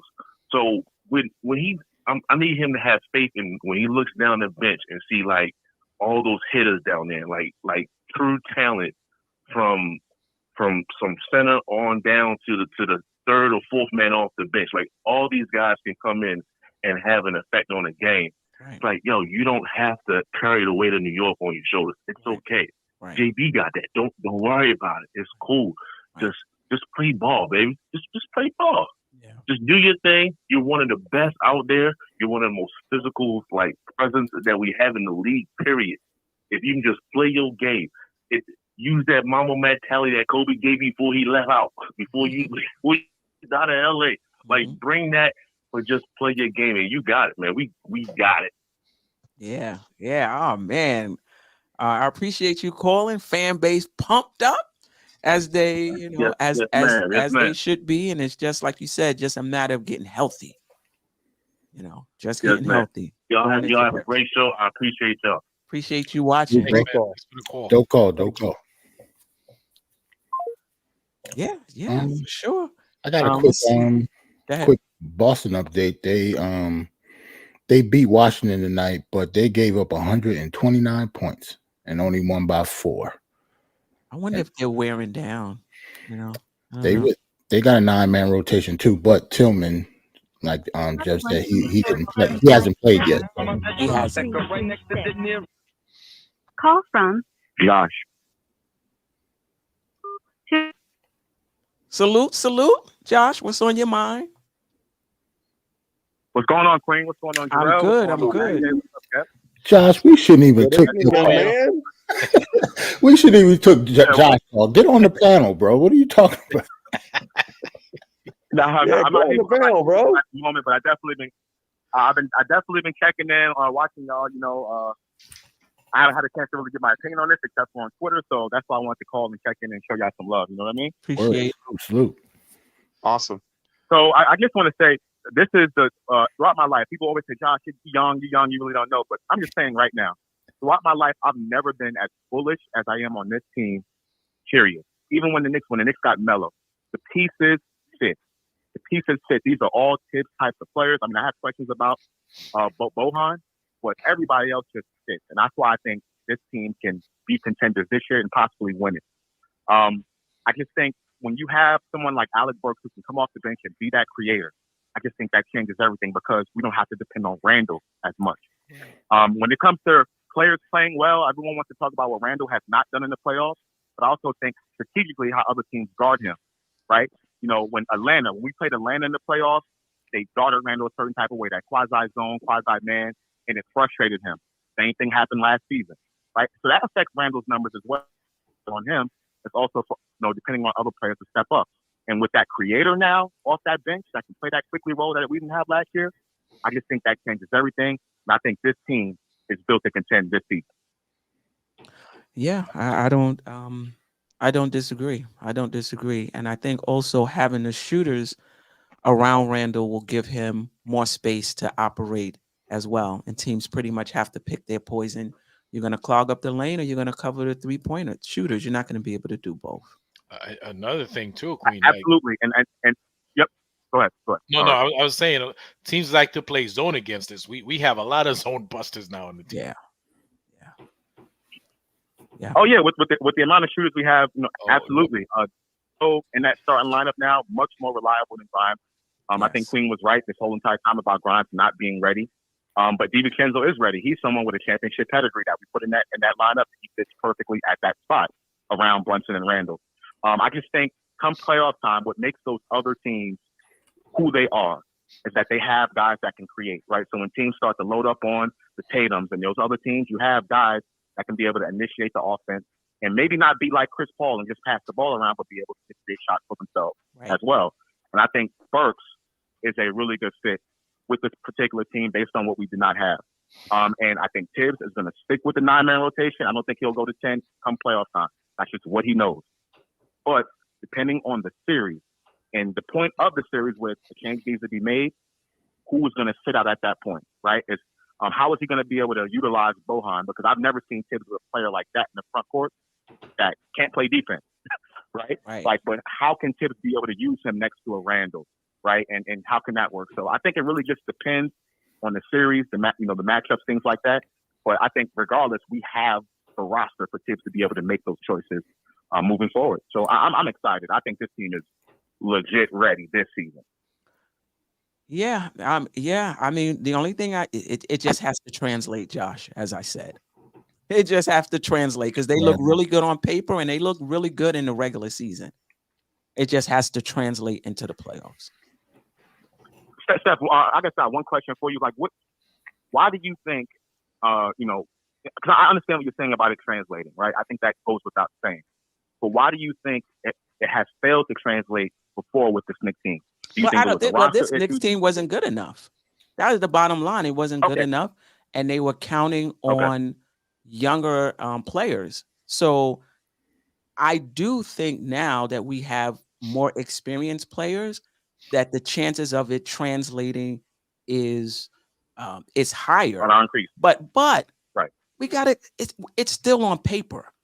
Right. Like when you look at Boston and these other guys, they became championship contenders not on paper. They became championship contenders because of what they actually did in the playoffs.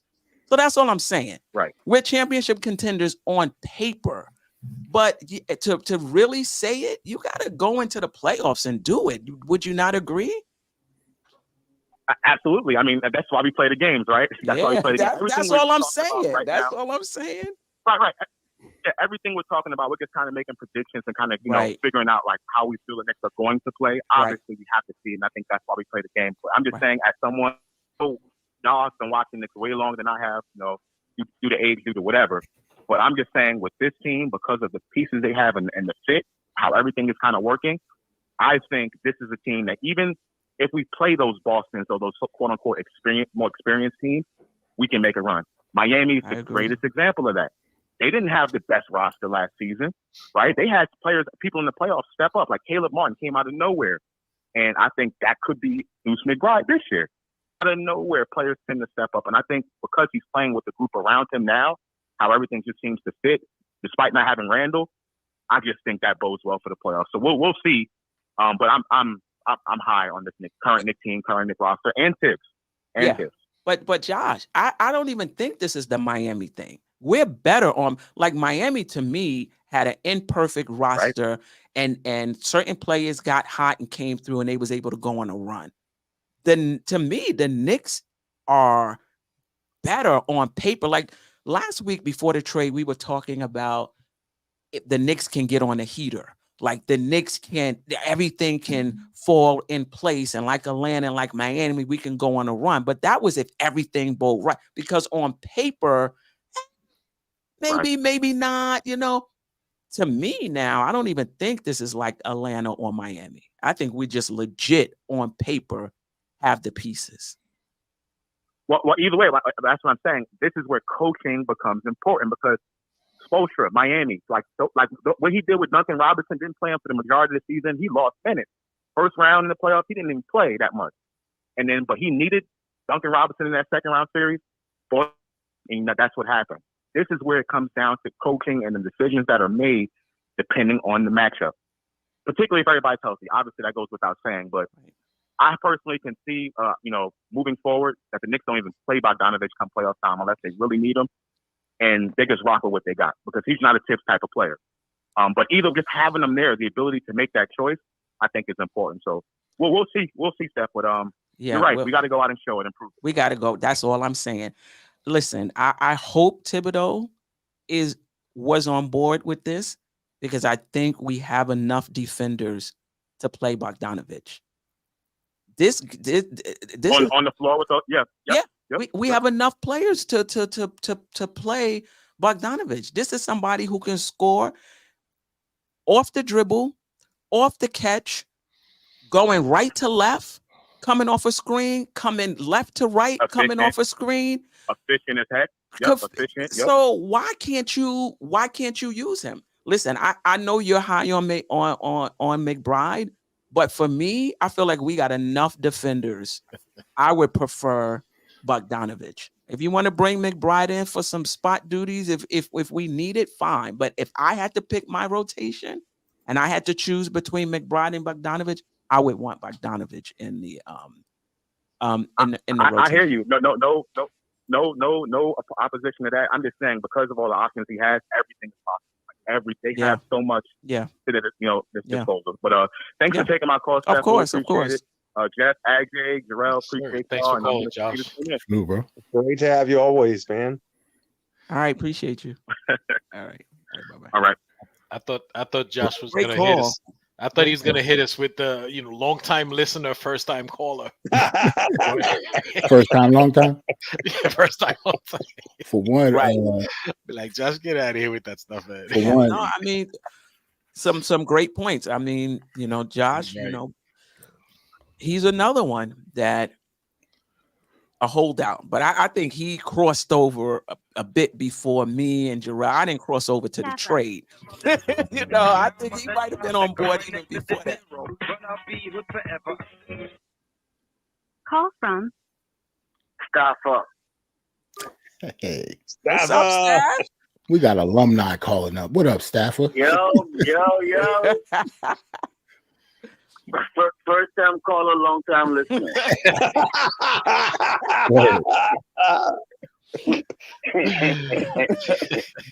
What's going on, guys? What's going on?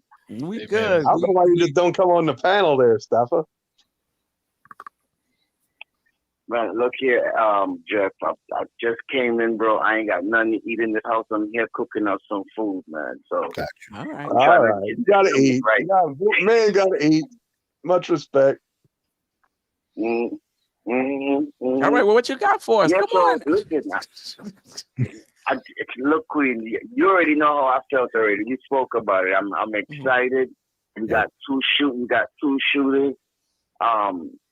Shooting above 40%. We got a spacer and bogey. We got a shot creator in Burks. So we solidify our bench.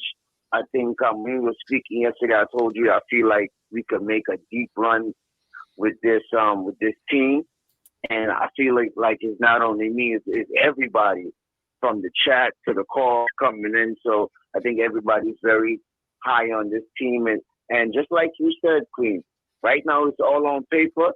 It's just us to see it now and to make it happen. Right. Yeah. I think one of the things we don't talk about enough, we talk about the offense and the shooters. We talking about the defense. What's your thoughts on the Knicks' toughness and how that'll help us in the playoffs? Yeah, man. Well, I mean, look, we got guys that's real confident. I don't think we have any guys there that's not confident anymore. You know what I mean? So, and I think we got rid of those players. Not to saying they were soft. I'm not saying anything like that.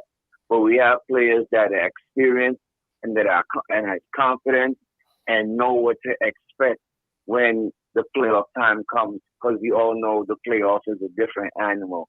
And we have two experienced guys that's been in the playoffs before and know how to go about situation, And I just feel like, we're tough. We're greedy. I mean? We're not the 90s, but but we're here. It's a taste of it. And I feel like nobody gonna be able to punk us, man. From one go straight down to I believe to 15, because nobody ain't punking Sims as big as he is. So I think I think we good. I think we good on the physical side, Queen. I don't think nobody gonna punk us like that. Right. And I think, as much as we talk about Tibbs and will he make the adjustments and will he do those things, one thing we'll know, the Knicks will be prepared. They're mentally tough, and they're going to play the full 48. The full 48. For sure. And whatever minutes that they're shelled out, and I have to agree with y'all earlier, there's this whole minutes thing is being overblown. You know, every injury that the folk get, they quick to blame it on the coach and all of that. You know, if y'all been looking at some of the interviews and some of the podcasts, you see where one of the guys was speaking to. He said he spoke to Hartenstein and said, you know, we are built for this. You know, we are conditioned for this. You know, we have more than days off. We don't practice. You know, and when we do come in the building, it's either a light shoot around or video. So, you know, to say guys, you know, he's running them down and playing 48 minutes and 45 minutes. DeMar Hartenstein said it for himself.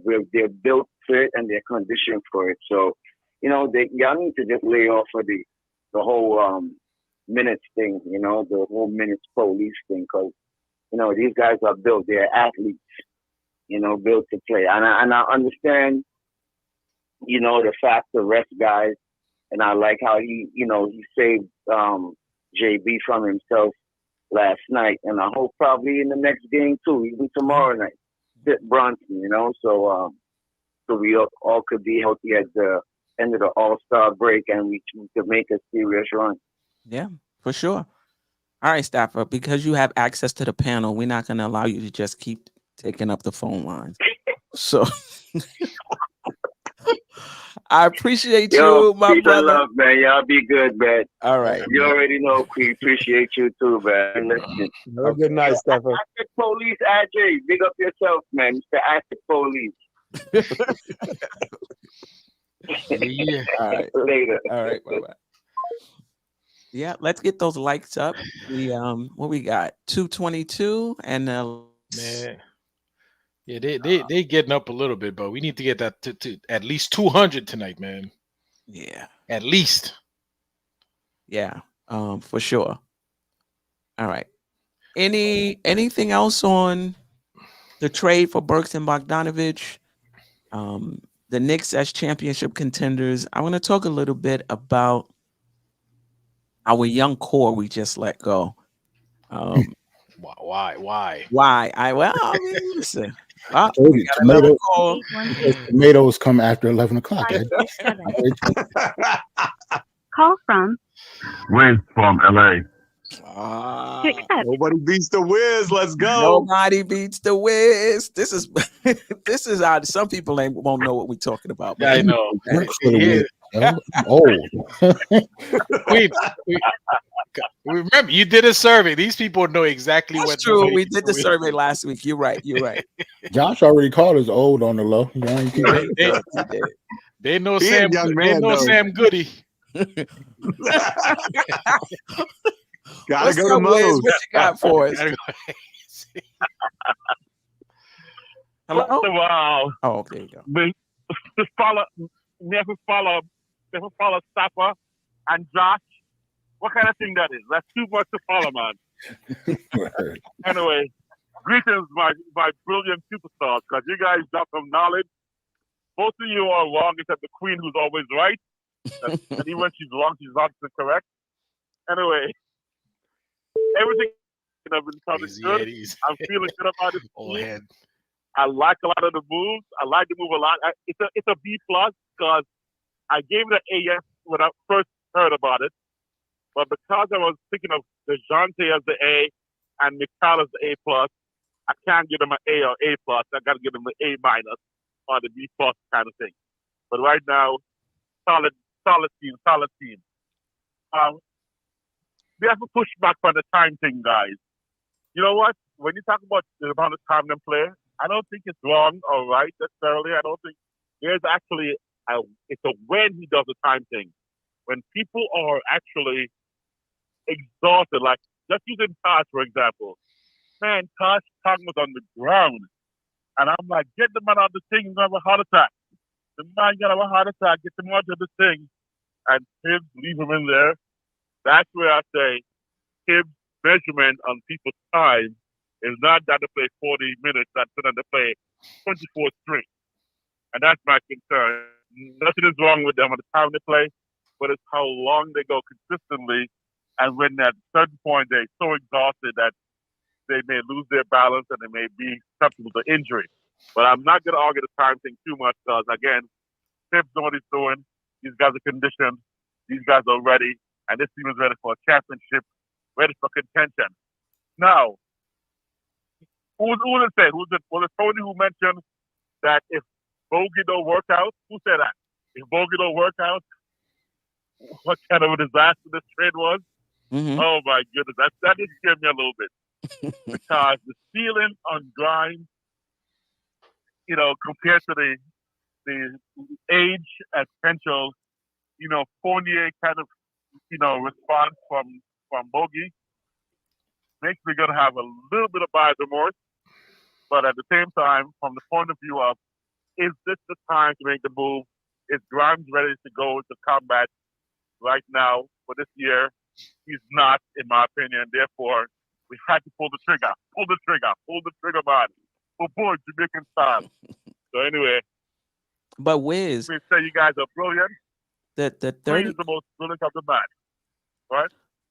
Wiz, I hear what you're saying. If we were going to keep this 35-year-old and we signed him to like a 4-year contract, but I just see him as somebody that we're probably not going to have on the team, probably not even next year. And so the whole Grimes thing, you can say, well, depends on who we trade Bogey for. That'll make you feel better, right? If we trade Bogey and we get a star, and Grimes helping us get Bogey helps us get that star, maybe you'll feel better. But I hear what you're saying. Is Grimes has a high ceiling in your opinion, and this guy's 34 years old. But I think we're gonna have to wait another year or so. Absolutely. So that's another thing. When you mentioned that about flipping Bogey, I wouldn't be shocked if we flip Bogey this summer for a Bogey and maybe 5 draft picks for like a kid like, Mikal or something, and get all of the, Villanova boys together after picking up Lowry. So might as well go for all the Villanova. Might as well just say Villanova, is our G League, right? And just get the Villanova cats here. And also, don't be surprised, and I know it sounds scary, if we flip Bogey and Randall for a big contract this summer. And I'm not saying get to the Randall. People think I'm a Randall hater. I'm not. I'm just saying that sometimes even the talent level is not necessarily a match on who we get. It's the fit that really counts more. Because like you guys have said, you said it between, and that's what really comes to me when you talk about fit. Do you think match up the player. Do you think Randall fits with Brunson? Because I've seen on Twitter where there's some who don't think Randall is a fit for Brunson. It depends on what time of day you ask me. I say yes. Because I like Randall a lot. Right now, actually, I like the way this team kind of works. I think, but I can see a slightly better fit with a couple players. I don't want to throw names out there, but I can see a little thing where Brunson would feel a little bit better with just a couple of other guys with a little bit different rhythm. It's almost like I don't know if you. If I mention this name, if I say like imagine you and OG doing do the salsa, or the dance of love. I know Queen would love that because a smile from OG, make you blush a little bit with your OG smiling. But even though last year when Jock and his hairstyle and his cornrows come, he also was smiling then too. So, but sometimes when you dance in a dance party, that's in rhythm. You can feel that's a slightly off. It's a little bit off, and I feel they're a little off right now. Those two. It's very subtle.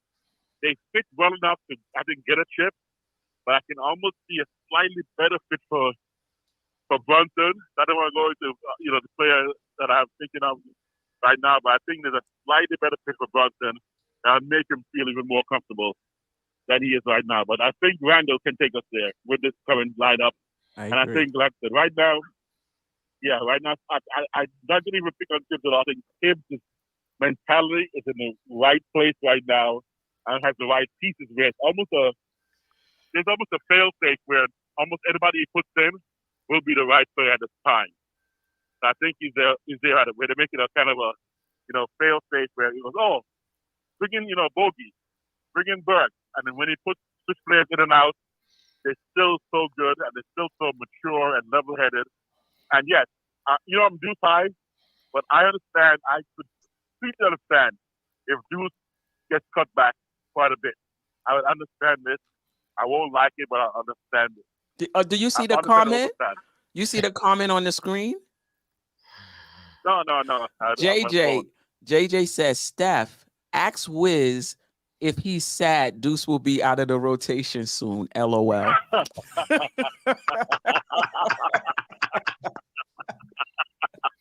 Perfect timing. Yes, right. It was after yesterday's dunk, I was like, my boy Deuce. My boy Deuce, my great grandson. My great grandson Deuce. Like even Josh makes sense tonight. My great grandson. Listen, Tibbs loves. I would be a little sad. Tibbs loves. Understand. Sorry, go ahead. No, go ahead. No, you said. Tibbs loves Deuce. Tibbs loves Deuce, and if he wasn't on board with this Bogdanovich trade, Bogdanovich is going to be on the bench, and Deuce is going to be in the lineup. I hope that's not the case, but not now because we don't have anybody. So Bogdanovich is going to play. But in the playoffs, if he's not getting a lot of light and Deuce is, that's going to let us know he wasn't on board with this trade. Not for nothing. So to some extent, go ahead. No, I was going to say Tibbs used to love IQ too. I'm just saying. Tibbs used to love IQ. He loves Grimes. He loves Grimes also. He loves Grimes. He loves Grimes. So. That's true. Yeah, that's true. So Tibbs is just a player, man. He's a player. But he don't want to be a player no more. I don't think he wants to be a player no more. He just wants to cuss a lot. Yeah. We appreciate the call, Wiz. You've been rocking with us from the beginning. I appreciate you. Amen. You're dope. You got soul, and your talk is off the chart. That's what I'm talking about. You know, the sport. The Dope Soul Sports talk off the chain. Always hit those likes. Drop them super chat, some CASHApp, everything you can. Yep. I'm going to catch it right now, Queen. Drop another $1.99. Okay. I'm going to go all out. Thanks, appreciate you. We're crazy. Okay. Yeah, the fan base is happy. Listen, if the Knicks lose one game in the playoffs, you see how happy the fan base is now. We lose a game in the playoffs. Oh my God. A game, not a series, a game. Oh gosh. Back to what Josh was saying.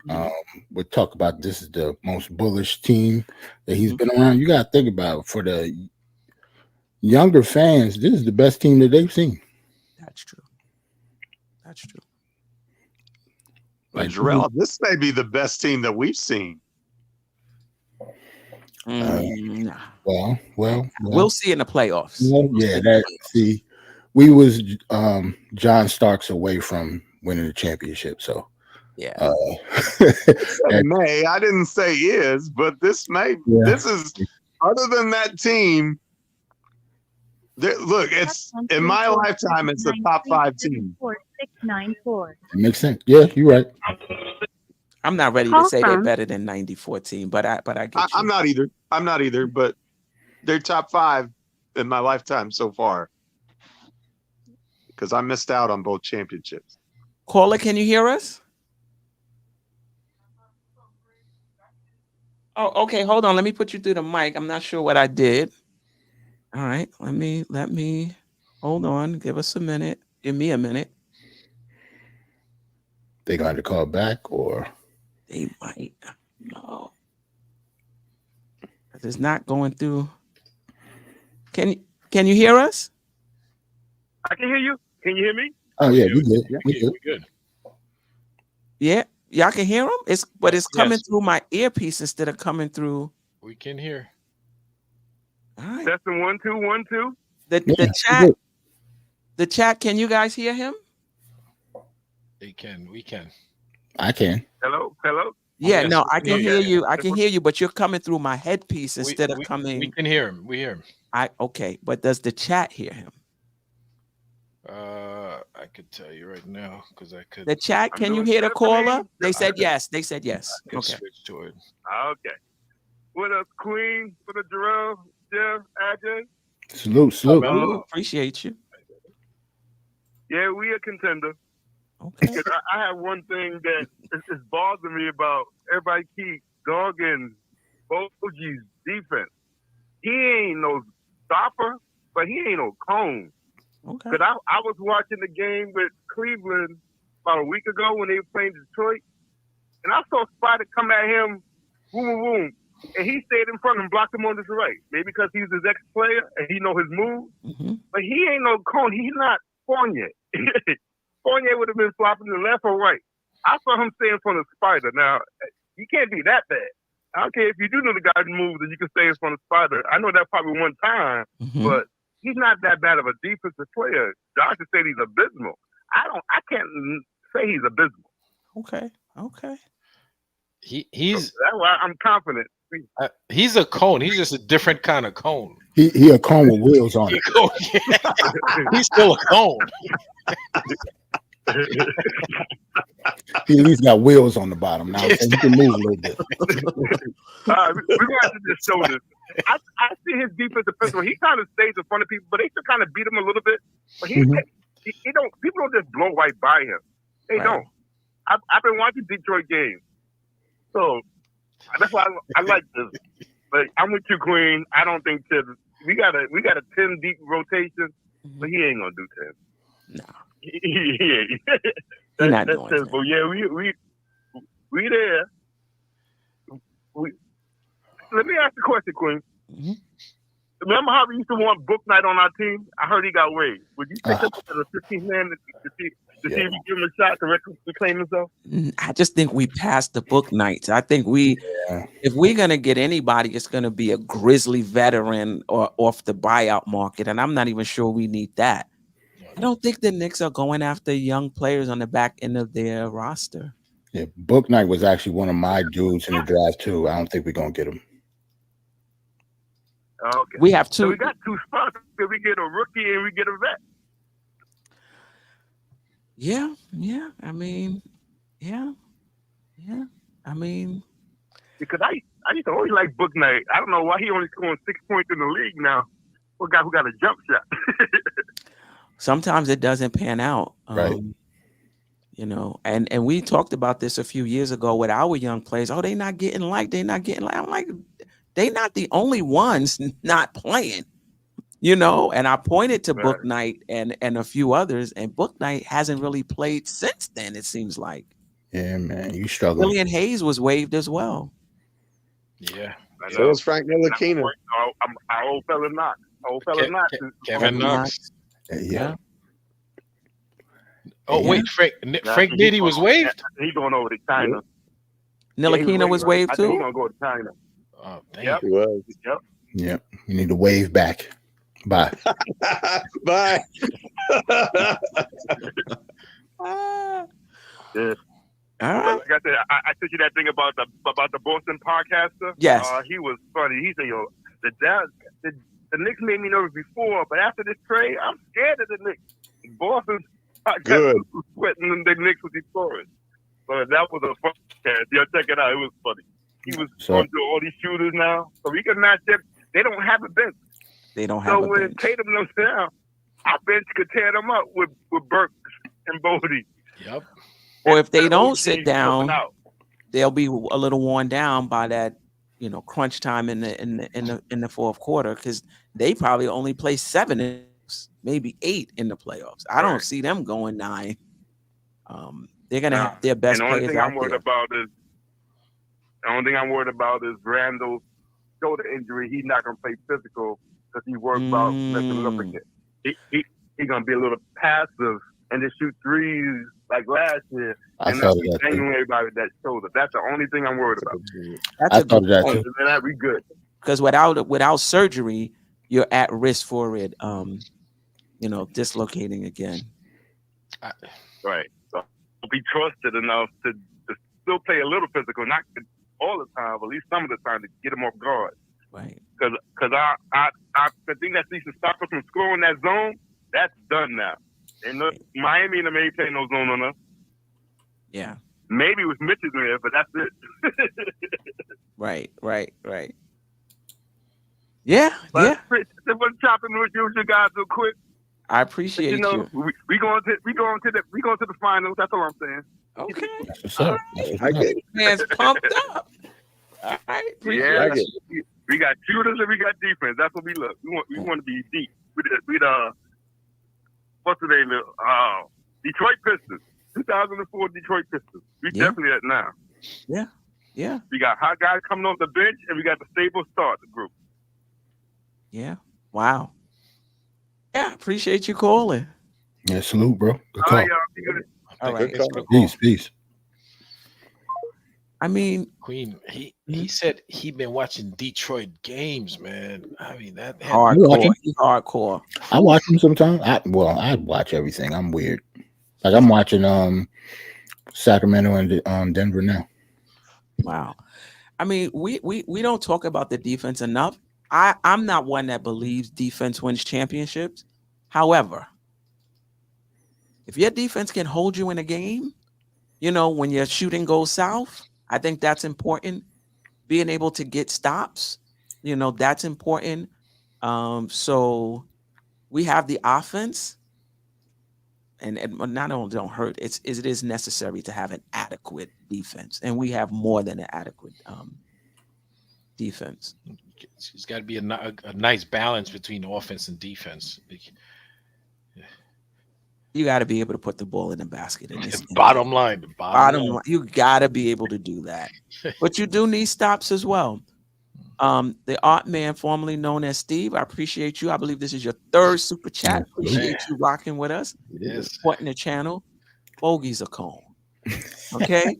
That comes with 3-point shooting and playmaking treat on top. So he's an ice cream cone. It's a different kind of cone. He's still a cone. Oh man, Steph, we got another question by Reese Anderson. Oh yeah, I didn't see. He said my previous question, but I didn't see it. Okay. Okay. There you go. Right. Go ahead, Jerrell, you can read it. With all of our first round picks, do y'all think is a given we're going after Spider? I think there's definitely a chance, since we didn't, like I said earlier in the show, since we did not give up any first round picks, I think we in the market for anybody that we would want to try to go after, because we didn't give up any of them. Whether we get them, it's a completely different story. I mean, this is the thing, though. Donovan has basically solidified himself as their best player. He already was. Mm-hmm. But when those guys were injured, like, you really saw how dominant he can be when he is on the ball. Mm-hmm. Same with Brunson. Right. Will he be as effective playing off the ball here with Brunson? I don't know. Both of them may need to be a scoring point guard on their own teams to be at their best. I'm not sure. And I'm wondering, given how successful they are up to this point, like, it remains to be seen how they do in the playoffs, if he reconsiders and signs the extension with them. Right. I would add like Devin Booker to that list. I guess all the CAA connections. But now that we good with Rich Paul, that we're not just going from the CAA pool now. So right. A lot of people are available that weren't available before. So we'll see. Yeah. Should be interesting. Nick Yak, thank God McBride is still on the roster, because I don't know what Nick Yak would do. McBride, if he got traded, McBride, 21 points, 6 boards, 5 assists, 2 more steals, averaging 1 a game in 11 minutes.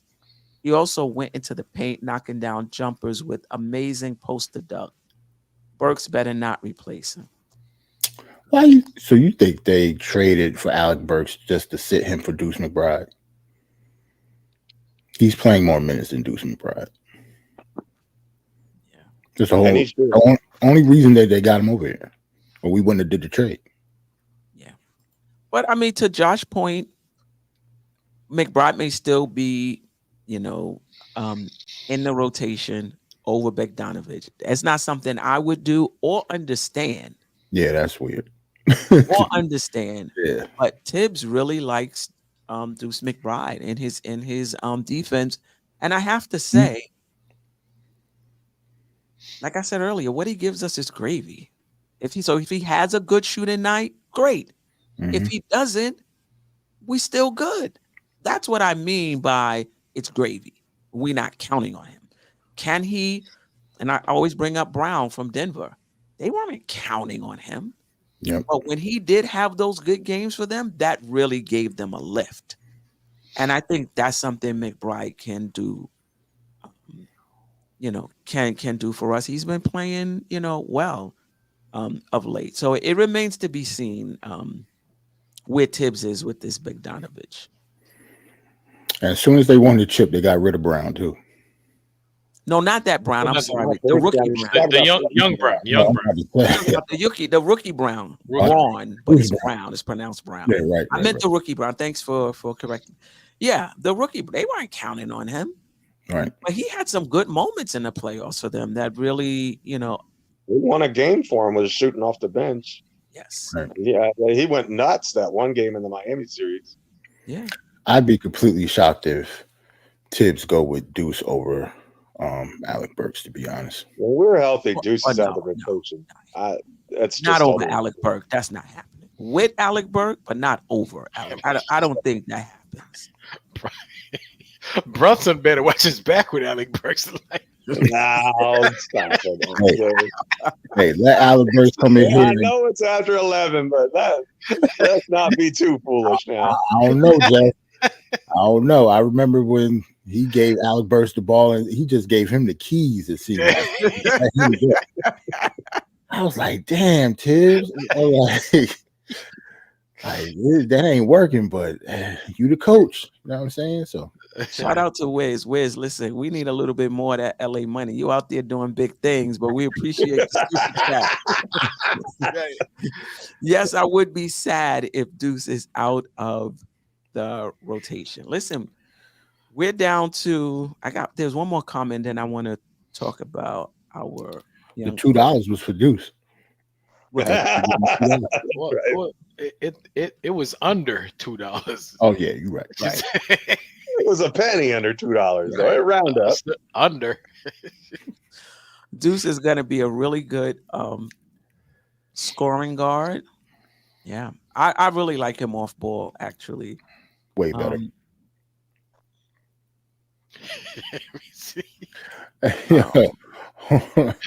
Deuce will be situational, but somebody else had. I think was it the coolest or was it about what? About Deuce. If we think Deuce is playing over Burks, that one. Yes, the coolest. Tibbs trusts Burks way more than Deuce. Deuce will be on the back burner. Trust me. I don't think it would be Deuce over Burks. I think it's Bogdanovich in mine. Well, let me ask you guys. Do you guys think Tom Thibodeau is all in on Bogdanovich, or you think this was a front office move? Queen, one more thing on Burks and Deuce. One more comment. Oh, Rick. Yo, Jeff, he gave him the keys. Like he played point before. Like I've never seen Alec Burks play point, man. He had Jalen Brunson, though. He blackmailing Tibbs away. Mike Boy said, like Deuce himself, his hive got to learn to handle situations a little better. Word, man. His hive got to be professional about it. Well, you got to think about Deuce is the last of the young guys. Well, no, Sims is still on the squad too. So Deuce and Sims are the last ones. Remember the whole Play the Kids movement? Mm-hmm. All the kids are gone, except for those two. All of them. Right. Yeah. So what's your thoughts on the Knicks moving their young core? Do you think we did the right thing shifting toward championship contention, or do you think the organization should have stayed on that developmental route? Oh, You already know where I stand. I'm just wait a minute, Steph. You asked a question and none of us answered it though. You asked us about Bogey. Did Tibbs trust? Okay, yeah, let's do that first. I'll go real quick. I think after the mistake of Evan Fournier, I think the front office seemed like they will have to give Tibbs his players now because he's not playing them. And I think that the mistake of Evan Fournier with the amount of money that they gave him, the amount of years that he's going to just be sitting on the bench for no reason, I think he will have to be, 100% on Bogey coming here. Yeah, D Nice agrees. Anybody else? Yeah. I don't think it matters that much. I think, like I said, I think he's a middle innings guy. He's here to bridge the gap till we get to the playoffs. And after that, he's continuous soup. His salary is meant to be put in a trade for a larger player if we need it. If not, it doesn't really matter what we do with him. He's 35, 36 years old. So, like, if he plays and plays well, great. If he doesn't, that's okay too. I mean, I really feel like in a lot of ways it's just, it's just kind of replacing Fournier, but a little bit different because I think he's a better player than Fournier. I think he's a better scorer than Fournier. I think he's at 6'7". I think he's a better defender. I just think he's a better player all around. But at the same time, again, I think it's a low risk, high reward kind of a move. Like if he works out defensively and all those other things, then great. And if he doesn't, it's not really a huge deal to them. They have enough rotation pieces where they can be good with him or without him. And that contract is just as valuable, even if he's not playing a minute on the floor. Yeah. Yeah, that's a good point. Ajay, any thoughts? Yeah, we 18 like some 200. Let's get the 200. Not that. First things first. Word. First. I agree with Geoff. I mean, he's here now. We're probably gonna play him now. We're gonna see what he has, and I don't think at his age, I mean, he might retire after this stint. Who knows? But yeah, well, not after we use him. We got to use him in the trade first, then retire. But hopefully, we're going to turn down $19 million. We're going to make $19 million next year. No, it's not fully guaranteed, so he's got to opt into that. He's got to get that $19 million bag secured first. Is that player or coach option? That's I think that's a team option. Team option. Okay. Team option. $2 million of it is guaranteed. So if we cut him, we owe him $2 million, but we're not cutting him. So, but yeah, it's $19 million team option. Okay. All right. Anybody having some remorse over the direction that the Knicks took? I wish I had receipts from 2 years ago when we were going through. I was about to say we've been doing this for years, Steph. Y'all already know where I stand. Don't nobody care about the kids, man. Yes, we did the right thing. It's about the Brunson and Randall timeline now. It's not about waiting for kids to develop it. I think the Knicks took too long to get to this point. I think 100%. They could have did Brunson's first year. Right. I think they waited long to save face for a lot of mistakes that they did when it came to drafting and some of the free agents that we got. Yeah, shout out the coach, man. Yeah, man, we've been seeing it for years now. Yeah.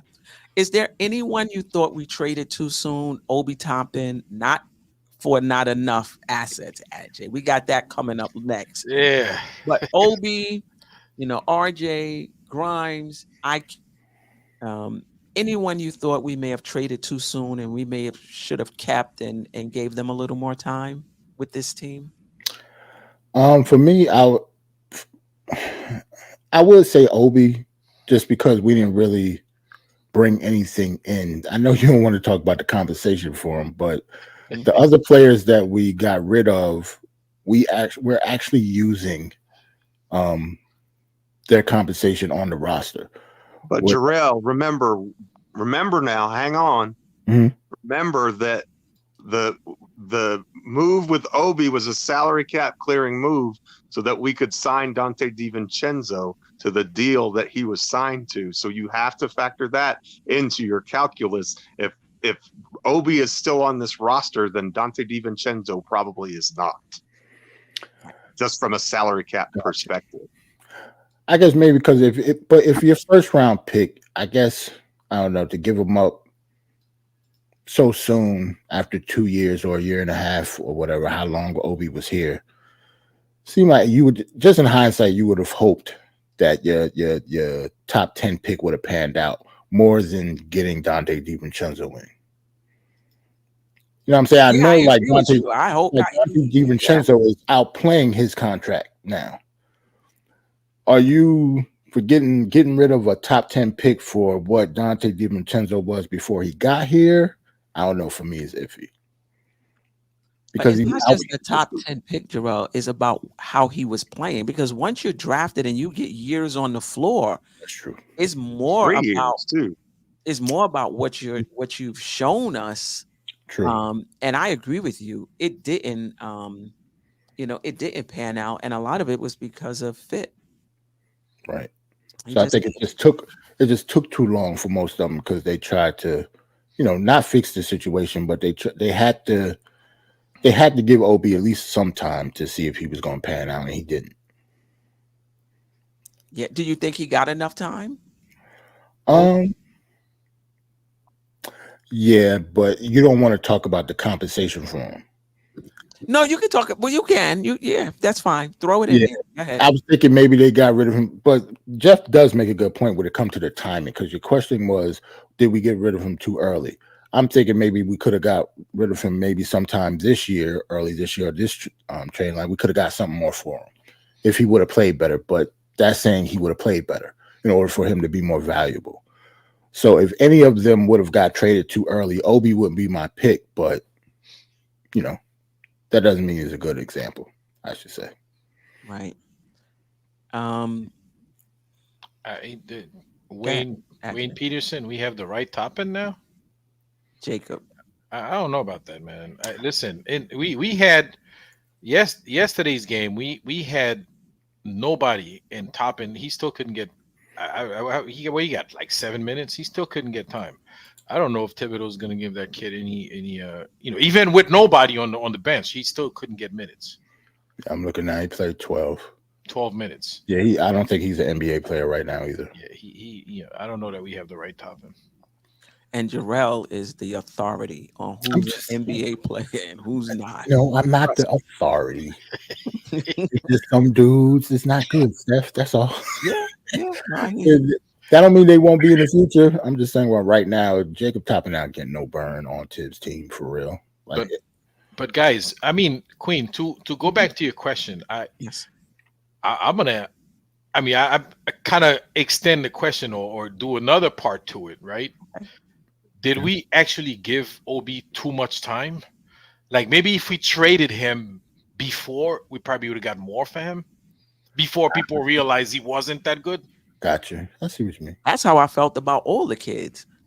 And we were talking about 2 seasons ago. Or was it last? No, I think it was 2. Donovan Mitchell, Booker name came up. Nah, I'm not trading quick for Booker. He might be a star. I was like, are these people? That's crazy.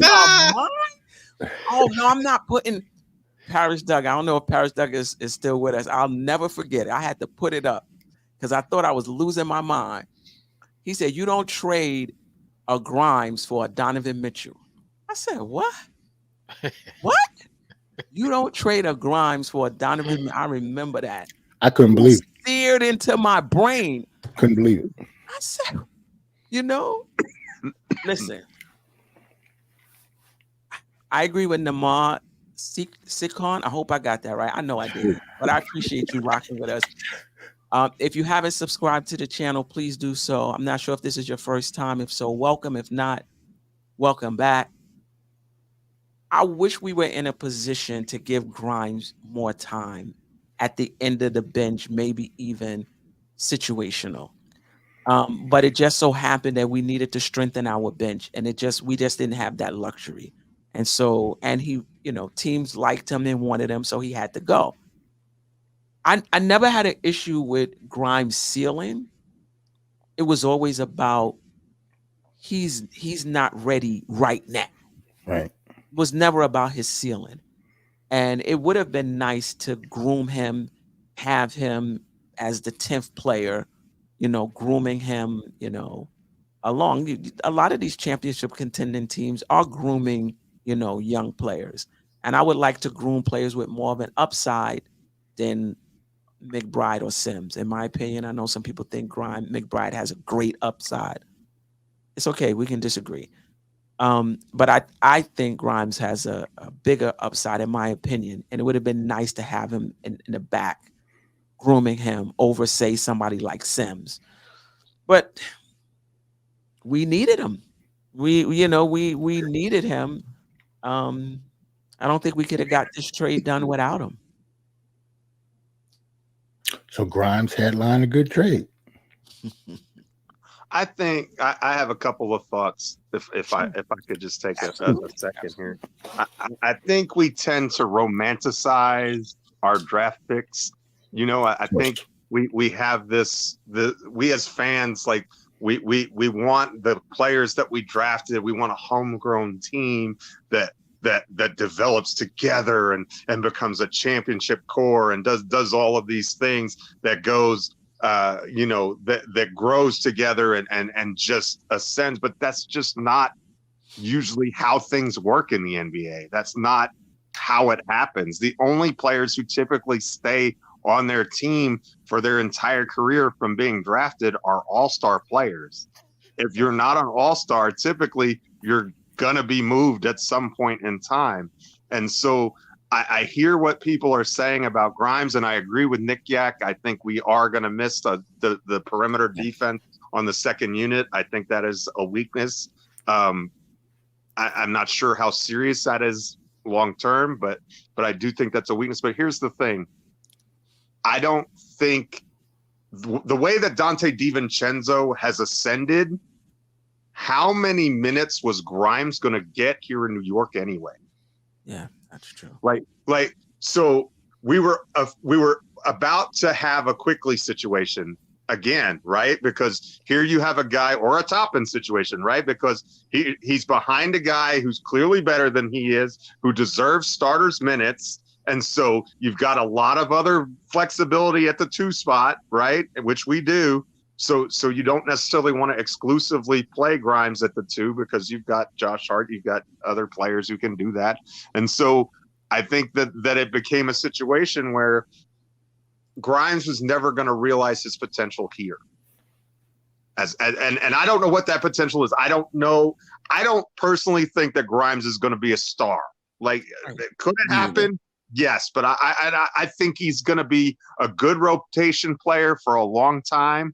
I think he's a 3-and-D wing that can play 30 minutes a night and do a good job for you. But I don't think he has the aggressiveness and the creation in his game to be a premier talent in this league. And so if that's the case, if that's the player that you're talking about is a good, solid rotation player, we traded one good, solid rotation player for 2. And we solved some issues that Grimes doesn't frankly help us with. Like, Grimes is not the secondary creator that Burks is. He's a better defender, yes, but this team's weakness isn't on defense. This team's weakness was on creating offense in the second unit, and that's not something that Grimes showed he was consistently good at. And so you brought in pieces that fit better. And again, you're talking about from a contract standpoint, next year you were going to have to make a decision on whether you wanted to extend Grimes and for how much money. That's and so he was gonna, that extension conversation was going to be part of the calculus. We're going to be a team that's going to be up against the luxury tax next year because we're under the tax. That's another thing about the Bogdanovich trade. It kept us with the Malachi Flynn portion. We're $2.5 million under the tax, and that's massive. We have the 2 roster spots, but we can stay under the tax and avoid the tax for this year. And that's massive because that means that clock doesn't start on us yet. Because I expect that next year we're going to be a tax team, which is fine, but I don't think we'll be a second apron team, which is okay because we're getting what. If you're going to be in contender status, it's okay to pay the tax. If you're not a contender status and you're paying the tax, I think you're doing something wrong because you're limiting yourself in how you can improve your ball club. Not the tax itself, the aprons. Right. The aprons is what limits you. Right. Right. So I'm using those as synonyms here. So the first apron, right? Is what I mean there, basically. So we're under the first apron, and so by $2.5 million, we do have to spend a little bit of money. That's why I think those other roster spots are probably going to go to Toppin and Brown Jr. or somebody like that rather than a veteran. But I could be wrong about that. Just to make sure that we stay away. You know what I mean? That we keep that buffer. Underneath that apron line, and so that's another part of the trade. But getting back to Grimes, because this is about the young players, I think in all of these cases, what we've done is, for a long time, people were saying, well, the Knicks haven't chosen a direction. Who are we supposed to be? We're mid, we're middling, we're middle. I heard that for 2 years. We're middle. We're never going to be anything but middle. Well, guess what? We were able to take those players and get them into players who fit better. And none of them were the stars of this franchise. The stars of this franchise both were acquired via free agency. Jalen Brunson and Julius Randle. So those are your stars. So we've got to get players that fit around our stars. And we used the talented players that we had to get guys who fit the stars that we have in OG Anunoby, who came in and fit like a glove. Precious Achiuwa, same way. Alec Burks, we know fits because he was here before. There's questions about whether Bogdanovich does or not. But again, the Bogdanovich piece is part of what helped keep us under the tax. It's under the apron, rather. It's part of what keeps us that contract that we need if we want to make a big deal next summer, or this summer. So there's a bunch of different moving parts here, but I think that the key here is we chose a direction, and we chose the direction of being the most competitive team that we can be without punting a year by being in the draft lottery, without trying to go through the process. We were constantly trying to, and that's not an easy task, to try and continue to be competitive and still build your team and consistently get better. And that's one thing that this front office has been able to do. And each one of these trades, as painful as it is, yes, did we get rid of some good players? Of course we did. Could it be in a couple years that Grimes is the best player that was dealt in that trade? I think that's a very realistic possibility. But is that going to hurt the Knicks in the long term? I don't think so, because again, if Grimes is the piece that got us Bogey and Bogey's the piece that gets us, a star, then was it worth it? Well, yeah, because here's the thing. Grimes by himself was not going to be that piece. Grimes is a throw in one of those trades. Isn't enough salary to do what we need to do either. And so I think that a sizable contract that is eventually going to come off your books, like an expiring deal, has value. And if it's an expiring deal plus draft capital, I think that's more valuable to a lot of teams than an expiring deal and a player who's about to be extension eligible, right? Yeah. Because the value of Grimes right now is a cheap contract, right? Once you have to pay him, you have to know what he is. Like that goes with Obi. The Pacers have to make a decision on Obi Toppin this summer. Judging by that they got Siakam, I think they don't want to pay him a bunch of money. I'm not saying they're not going to keep him. I'm not saying he's not a good player. Obi Hive, relax. But what I am saying is you have to make a decision about these things. And so these young players they have talent, but I think we need to let go of the romantic idea of building organically and accept the idea that we're building step by step, improving each step along the way. You can see you can see the progress in this team over the last 2 years with each transaction that they've made. Has the front office made some mistakes? Obviously they have. And I don't need to go into all of those here, but they're not going to be perfect. The point that I'm trying to make is that we're steadily improving. DiVincenzo is better than Grimes, but guess what? DiVincenzo's 27 years old. Right. So it's not like he's entering his prime. So you don't need a 23-year-old, to come up and be a really good. We already have that guy in DiVincenzo. Hart isn't entering his prime. Brunson is entering his prime. Julius is in his prime. Mitch and Ihart are entering their prime. And so you have this group that's entering the prime. And so good teams, competitive championship teams, are not the baby teams. They're not the teams that are filled with 22 to 24-year-olds. They're the teams that are filled with 27, 28-year-olds. And you fill in a couple of 30-year-old guys, not a bunch of them, but one or two of those veteran presences. They're on almost every championship team.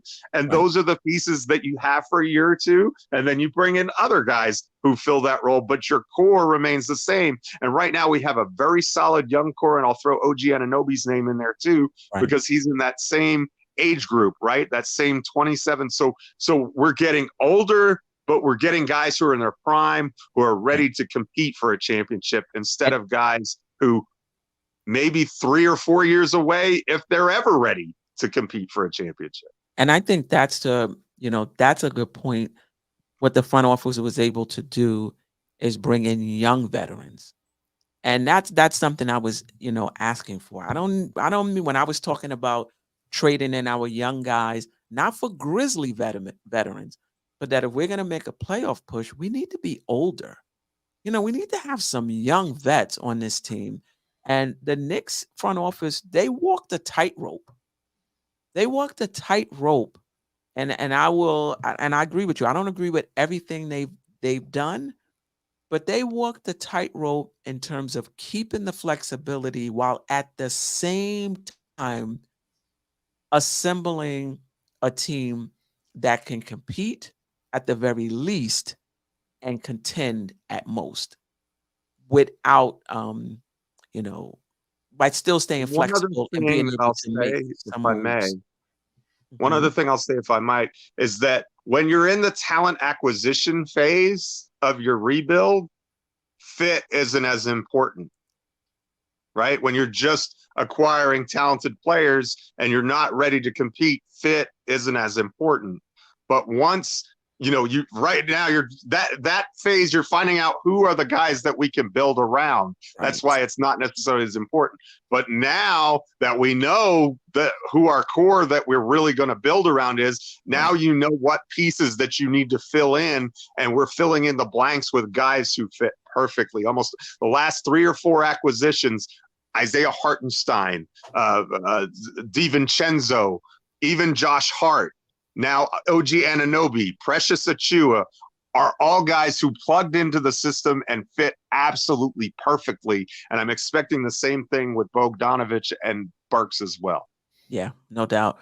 Rebuild NYK, the young guys could have been in New York on the winning team. The thing about it is we needed to flip them to get the players we got. So I'm not sure they could have been on a winning team, because OG, first of all, Brunson was the first one who accelerated our timeline, but OG was the second one who accelerated our timeline. When we got him and saw how he helped our defense, I think that just took this team to, and there was arguments about, did we need changes in the starting lineup, or remember we did that show? Do we need changes in the starting lineup, or do we just need to upgrade the bench? Once OG came, he changed the offense too. Yeah, he changed the offense too, because he wasn't no force usage.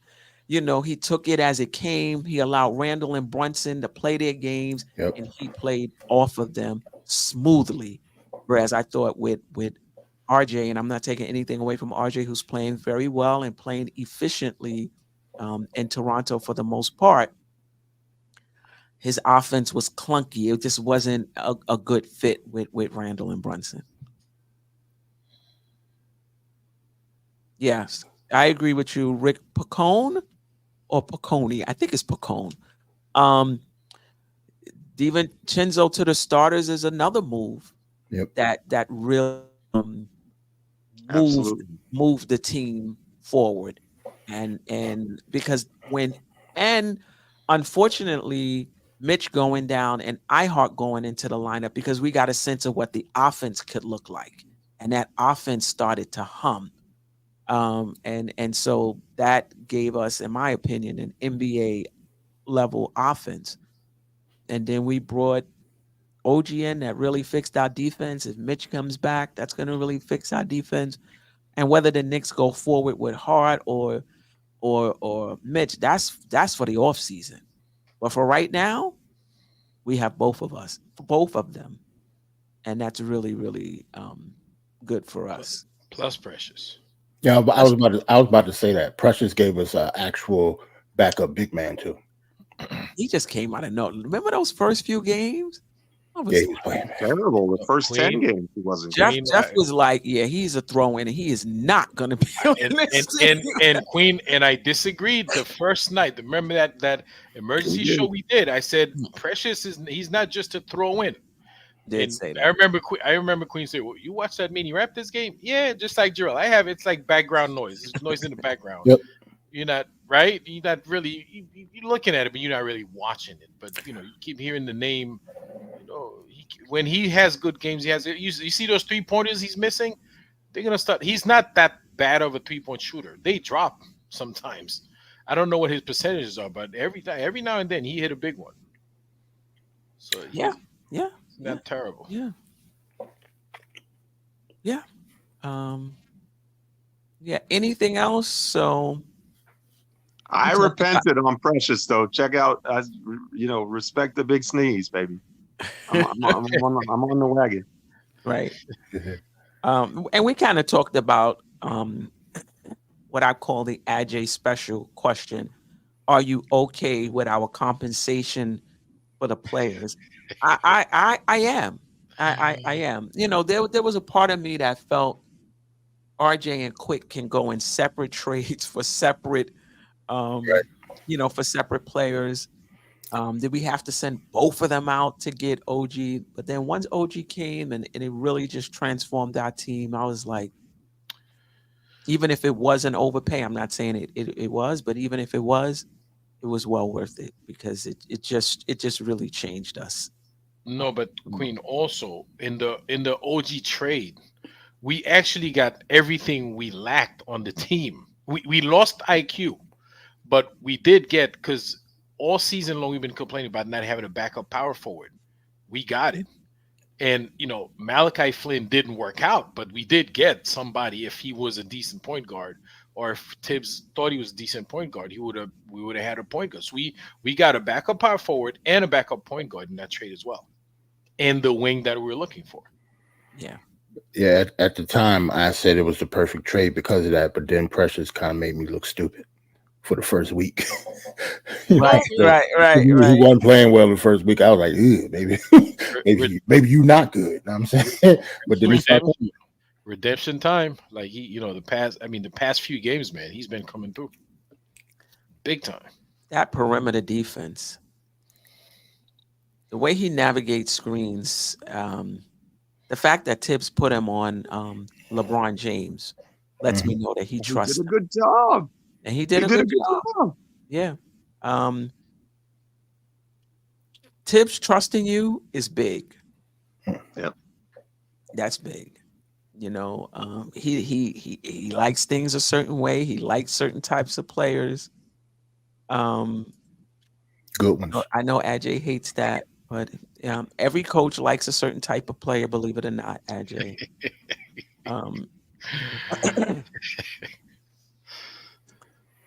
So do you think the Knicks are pretty set? I know the buyout market will be coming soon, but do the Knicks even need anybody off the buyout market at this point? Where they gonna play? Where they gonna play at? Yeah, if I was actually going to bring up, Shuttle actually asked that question a little earlier. I started. No, we didn't talk about it. DJ, shout out to DJ Shuttle. Amen. 108 Soul Fridays from 8 to 10. And then also he's on IG on Mondays. It's Shuttle 8 p.m. Instagram. Let me find out Shuttle DJing and listening to the show at the same time. No, he's over now. It's midnight. That would be great. I mean, this is another question. Do we need a big as insurance? To me, yes, because if I was the front office, I'd be sitting iHeart indefinitely almost. A strained Achilles ain't nothing to play with.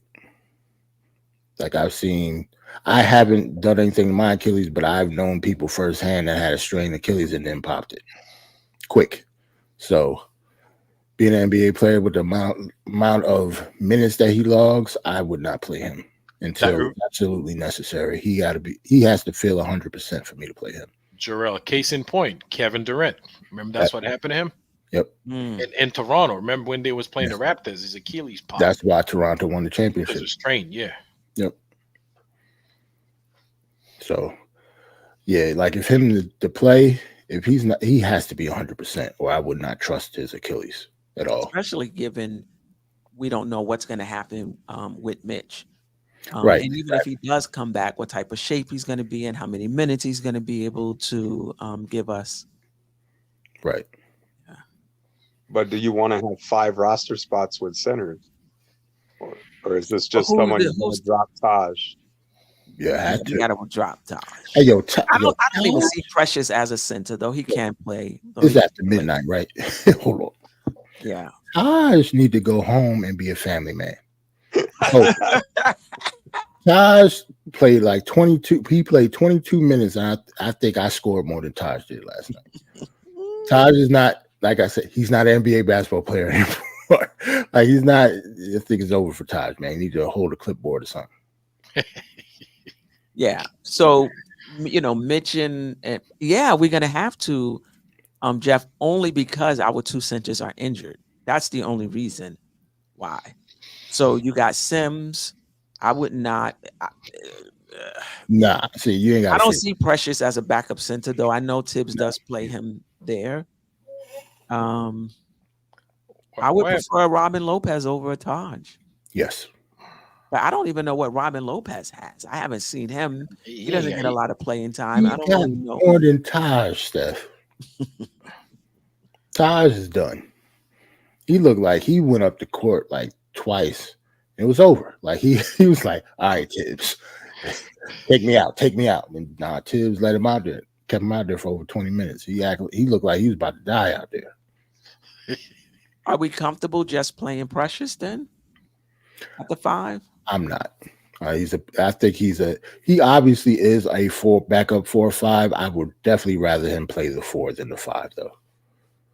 Geoff, quickly, you comfortable with Precious at the 5 and then Ajay?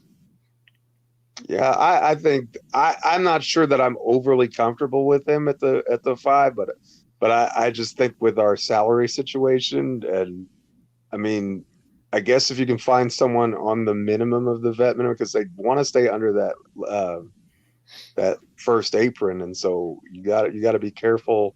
We're how much buyout. Right, but buyout. We got 2 spots. Yeah.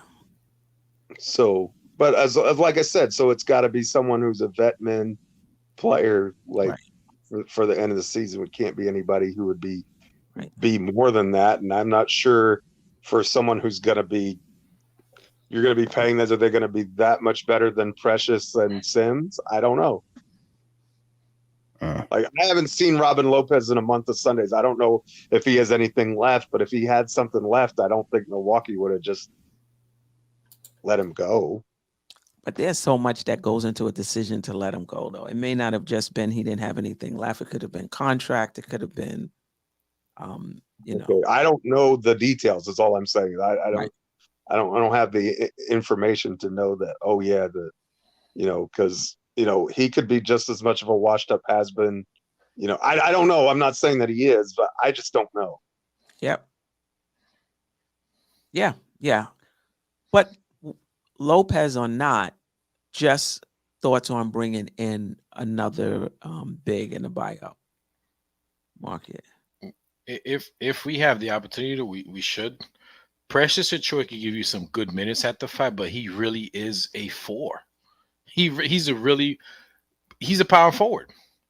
Like, he's played 5 on teams that need him to play 5, but in his comfort zone is power forward. So if we can get a 5, I don't know, like Robin Lopez, Milwaukee waived him because his brother didn't have enough clout, because they've been able to keep Thanasis Antetokounmpo for all these years. But right. Giannis is a little bit better than Brook, though. Yeah. I don't know about that, Geoff. They both pretty bad. The coolest said, I don't even know him, but he in better shape than Tom. Yes. but Geoff, we could check real quick and ask Jerrell. Jerrell, does Thanasis belong in the NBA? No. Okay, settled. He belongs in the NBA because his brother is one of the best basketball players on the planet. That's why he belongs. There you have it, Geoff. That's shout out to the art man formerly known as Steve. Appreciate you. Taj remind me of Ice Pick, the rapping Chihuahua from Martin. Hustle man Tibbs tried everything to get him to do something, but he just there. And, that's the comment of the night right there. Shoot the Ice Pick, yeah. I remember that. That is funny. Oh God, that is funny. Yeah. I don't know this thing. I mean, Tibbs have his little Linus blankets, and he's won. Oh, he said he played the other night.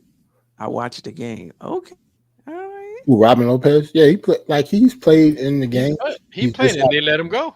Yeah, he's just not. He hasn't played that often, but he's played. He'll run up and down the court. Like, we talk about Robin Lopez, he was never really that good anyway. Right. We just talk about somebody that's a body that can, not have Precious at the 5. Like, we need a body right now. The fit police. Your staff don't do that. Oh boy. Yeah. E. Gibson said, this is not the comment that E. Gibson says something earlier about being down on the Knicks or something like that. But nobody is down on the Knicks. I think everybody is. Oh, I understand the skepticism. There's been no skepticism about this Knicks team. Yeah, the only skepticism is health. Yeah, that's the only skepticism. There's been none. Yeah. Yeah, talent-wise, we are way better roster than we was. We was talking about this roster being unbalanced and not finished for the past 2 years now. Right. The structural flaws of the roster now. Yeah, it's finally starting to shape up nice. We just don't have any bodies because half of them are hurt. Like, we're really missing like 6 rotational players. Right. In the hallway to the locker room, not in the locker room, in the hallway to the locker room. They need to set it up Like on the bench. Yeah, they need to put it on the They have a bench. booth for him, like Clark Kent style. I would say that's a nice little walk from the bench to the hallway. They need to get that oxygen to Taj as soon as he sit down. Roll it out right on the court. Either that or the Paul Pierce wheelchair service. Oh no. Oh gosh, that is Listen, funny. I just checked. We got 198 likes. I mean, 2 people home, man. We need to get that thing to 200, man. Oh, Let's come get to 2 200. people. Like, Hold on. Did everybody on the panel like You're right. I think I was the first one. Steph. I mean, Steph be the one, yeah. I'll be the holdout, though. You're right. No, I did it. I did it.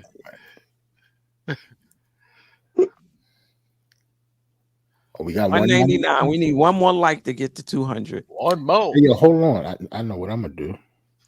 I'm gonna go on Die Hard Giants about to like this.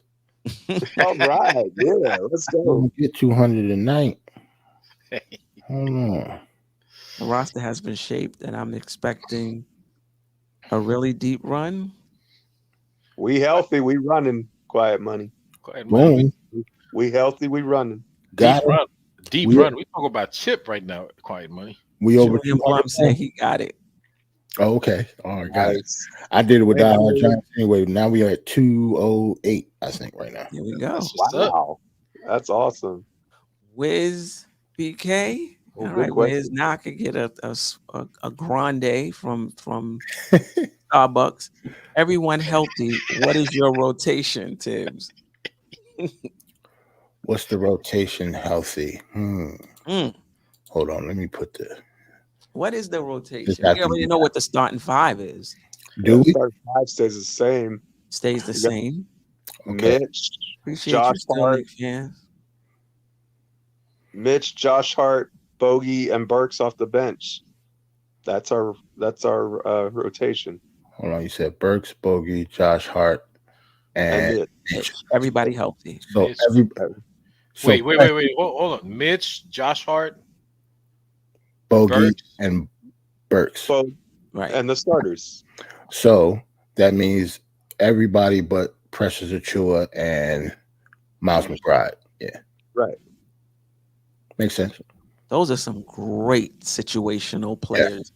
Anybody in the chat disagree? What's your rotation? Pretty much your bench rotation if everybody is healthy.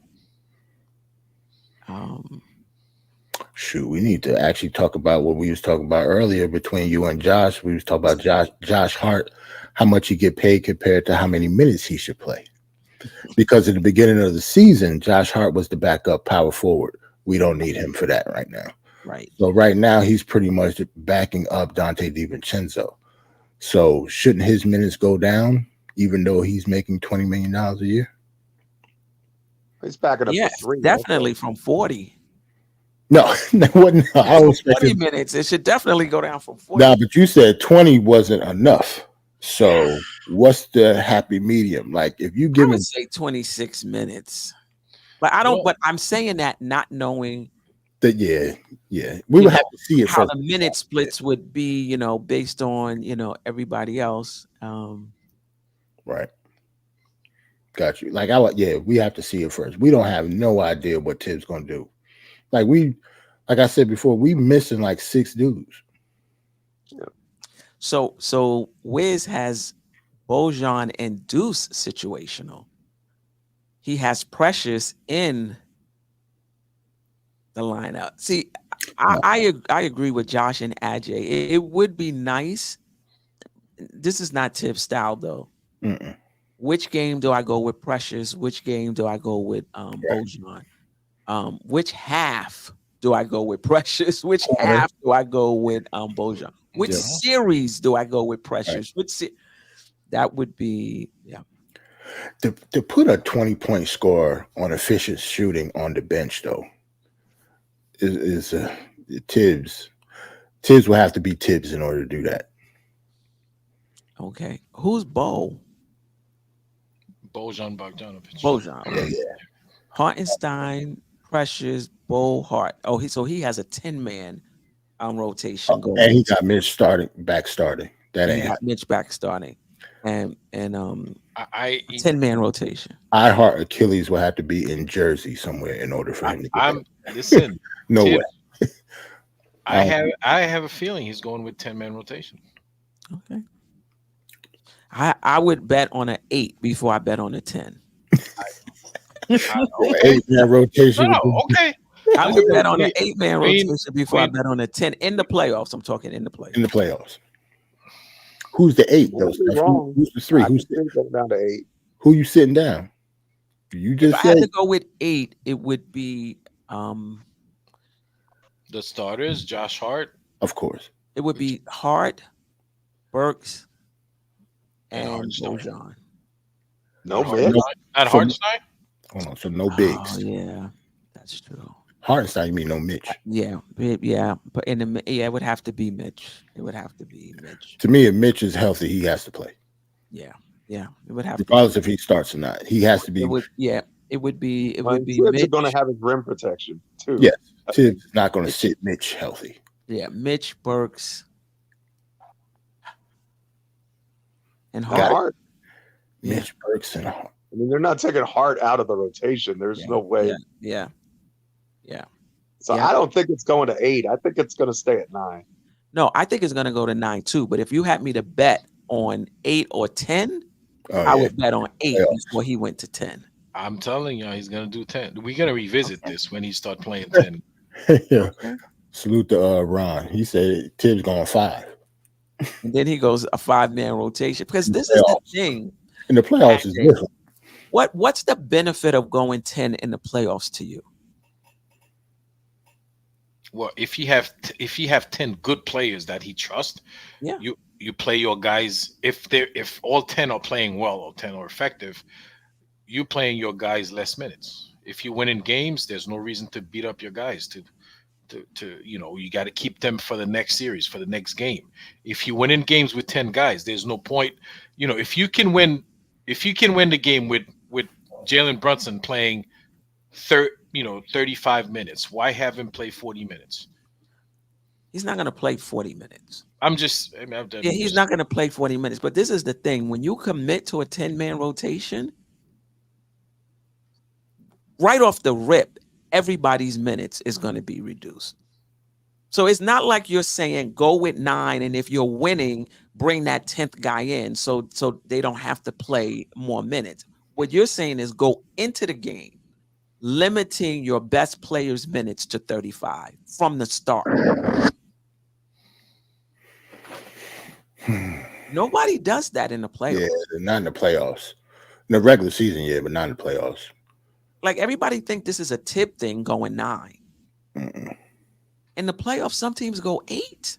Like Boston goes 7. Boston is not playing. I don't think they're going to play 9 players in the play. Hell no. They hardly play 9 players. They're going to play 7.5. Yep. Yeah. That 8th person might get 12 minutes. Because they have a weak bench. Because they have a weak bench, but also because you want your best players on the court in the playoffs as many minutes as you can get them, because you do not want your even though our second unit is good, you want Precious going up against Tatum. You want Burks going up against Jaylen Brown. Listen, okay. I'm telling you, Tibbs gonna play 10-man. He's gonna play 10-man rotation. Right, watch. All right. Well, if he does, it better not be hockey subs. That's all I gotta say. But they always are. They always are. He don't stagger right though, Jeff. That's part of his problem. But that's what I'm saying though. If he's gonna, that's one of the reasons why I like the 9-man rotation is because it staggers by default, right? Somebody has one of the starters always has to be out there with the bench unit, and so that makes him stagger more, which was the weakness, in my opinion, of this 10-man rotation in the first place, because it was like line subs. It was just like, all right, first team's out, second team in. And then that was always the way it was. And it's like, no, you don't have to be a slave to that. Like, mix and match and utilize, especially with the guys that we have, utilize some of the versatility that we have, because we have a lot of guys that can mix and match and fit together in different combinations that could be really good. Nick Yak, we finally agree on something. I appreciate you. We don't agree on Mitch or Deuce or Hartenstein, but we agree on this. We won't go 10 men. Nobody does in the playoffs. Pick 4 of my 5 bench players. Okay. Yeah, but he also said he doesn't think that Bogey or Burks will play if the team was fully healthy. Burks? You think we brought Burks here not to play? That's what I'm saying. If that's the case, what was the point of us making a trade that we just made? Oh, Tibbs are going to play Alec Burks. There's no question. I think Burks may see time down the stretch in some game. Yes, he will. Because he's a closer. I mean, he makes big shots sometimes, Alec does. He closed for us before. That was before Jalen Brunson got here, but he was one of our closers at one point. He can play beside Jalen. That's one of the reasons we brought him here. He can play next to Jalen. Yeah. And you know what? When we were talking about what do they bring in addition to scoring, Burks is a big shot maker. Mm-hmm. he can also go on a heater and get you 8-10 points in a row. We saw that. And he can also close games. He's not afraid to close games. He's not tentative closing games. So that's something that he brings as well. And he's a great free throw shooter. So if he gets fouled down the stretch, you're not even more so. I actually trust him at the line in the clutch more than I do Jalen. Because Jalen's a great free throw shooter, but sometimes at the end of game situations, a little bit rickety on that. Right. On those late game free throws. I was actually thinking about this too. Rick, do not give Nick Yak a heart attack. Do not give Wiz BKLA a heart attack. Okay? Do not give them a heart attack. But I was thinking the exact same thing because we was saying that Deuce will be the starting point guard. I'm not so sure about that now that Burks is here. You think so? I would be surprised if I wouldn't be surprised. No. I wouldn't be surprised. Not surprised. Until Jalen gets back. Now Jalen's playing. I mean, that's true. Playing off the ball. I like McBride more off the ball anyway. Right. I don't want him to be our starting point guard anyway. Yo, salute to Corey. Salute to Corey. Salute to Corey. Corey Lee.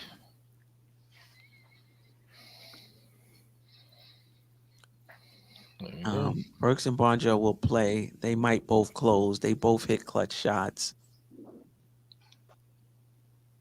I don't think we will go 10 in the playoffs also. Well, we will definitely revisit. Yes, we will. Well, AJ's got his I told you so sign ready. So I should He's got it in his pocket. I should bet y'all take y'all money. Because he is going 10 in the playoffs. Man, you just you ain't never seen him of that. You ain't never seen him do it. So okay, that's a hot take. Let's just say that. A hot take. It is a hot take. Yeah. Change his name from AJ to Ben like a point guard yesterday. What about the day before that? And Corey Lee, facts, Deuce is better off ball. I think he's better off ball, but definitely, we can agree. Definitely better off ball. I agree. Better off ball. Not a point guard. Deuce, Devo, Burks, Bojan. Both Burks and Bojan. You right. D-Nice 77 will probably be in.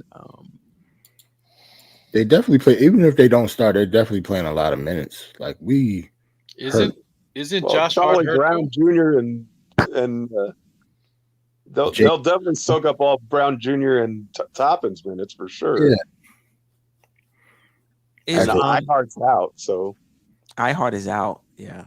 Isn't Josh Hart all nicked up too? Like, didn't he? He was at one point. He wasn't even going to play yesterday. They had ruled him out at one point, but then he ended up playing.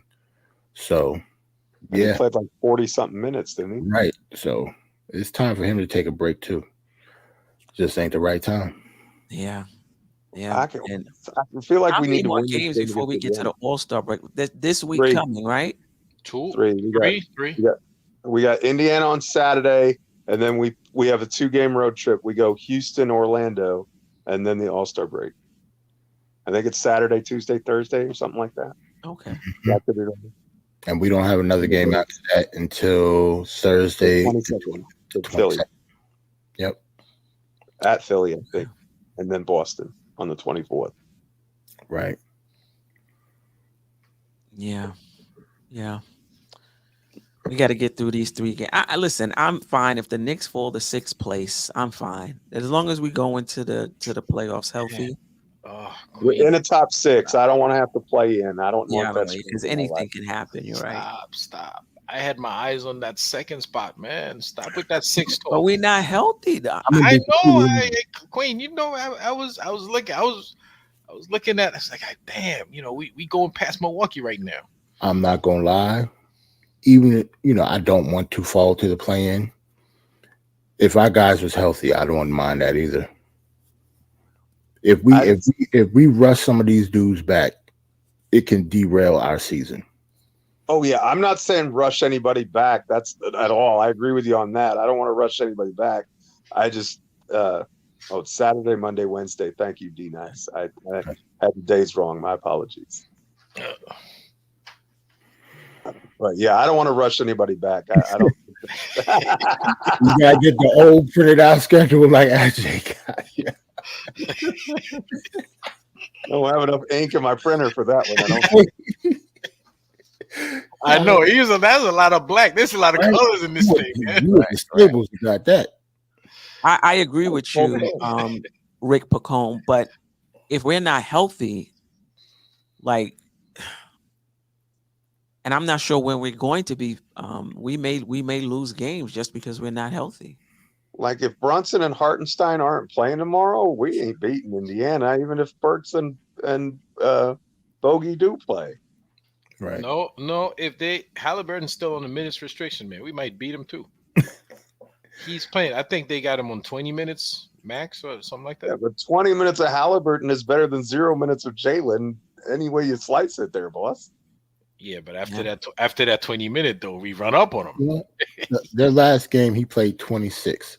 26. Oh, they ramping him up. Yeah, it's creeping up, AJ. Oh no. Right. Yeah. Shout out to the art man formerly known as Steve. I'm gonna get a whole meal. Word. Stephen A. Oh, Stephen Smith. Oh, Josh Smith. Oh my God, that's a diss, man. I can't stand that dude, man. Stephen Adjay Smith. I can't stand Stephen A. With the tips Please, don't and do this to me. rotation take. And Taj better do something next game, or else it's back to the dog pound.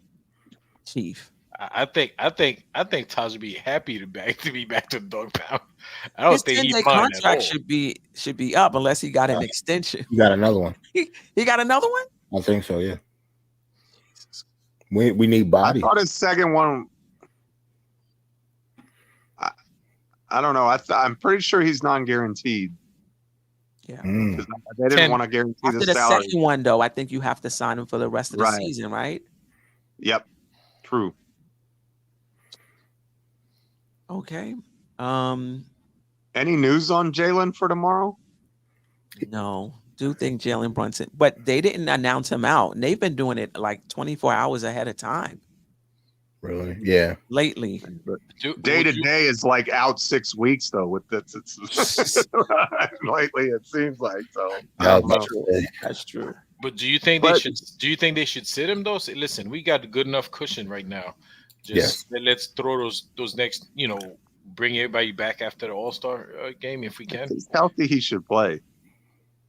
If he's not healthy, he shouldn't play. That's how I look at it. Like, what does the doctors say? If the doctors say he's good to go, then I don't think we should sit him. If the doctors say he needs to rest, then don't play him. That's my take on it. He's gonna play in the All-Star game. He's got to do a little something there. If he's not well enough to play a regular season game, I don't want him anywhere near the All-Star game or the 3-point contest. Well, he Not can even, championships. Not even a 3-point contest, Jeff? Damn, Jeff, he just going around the things.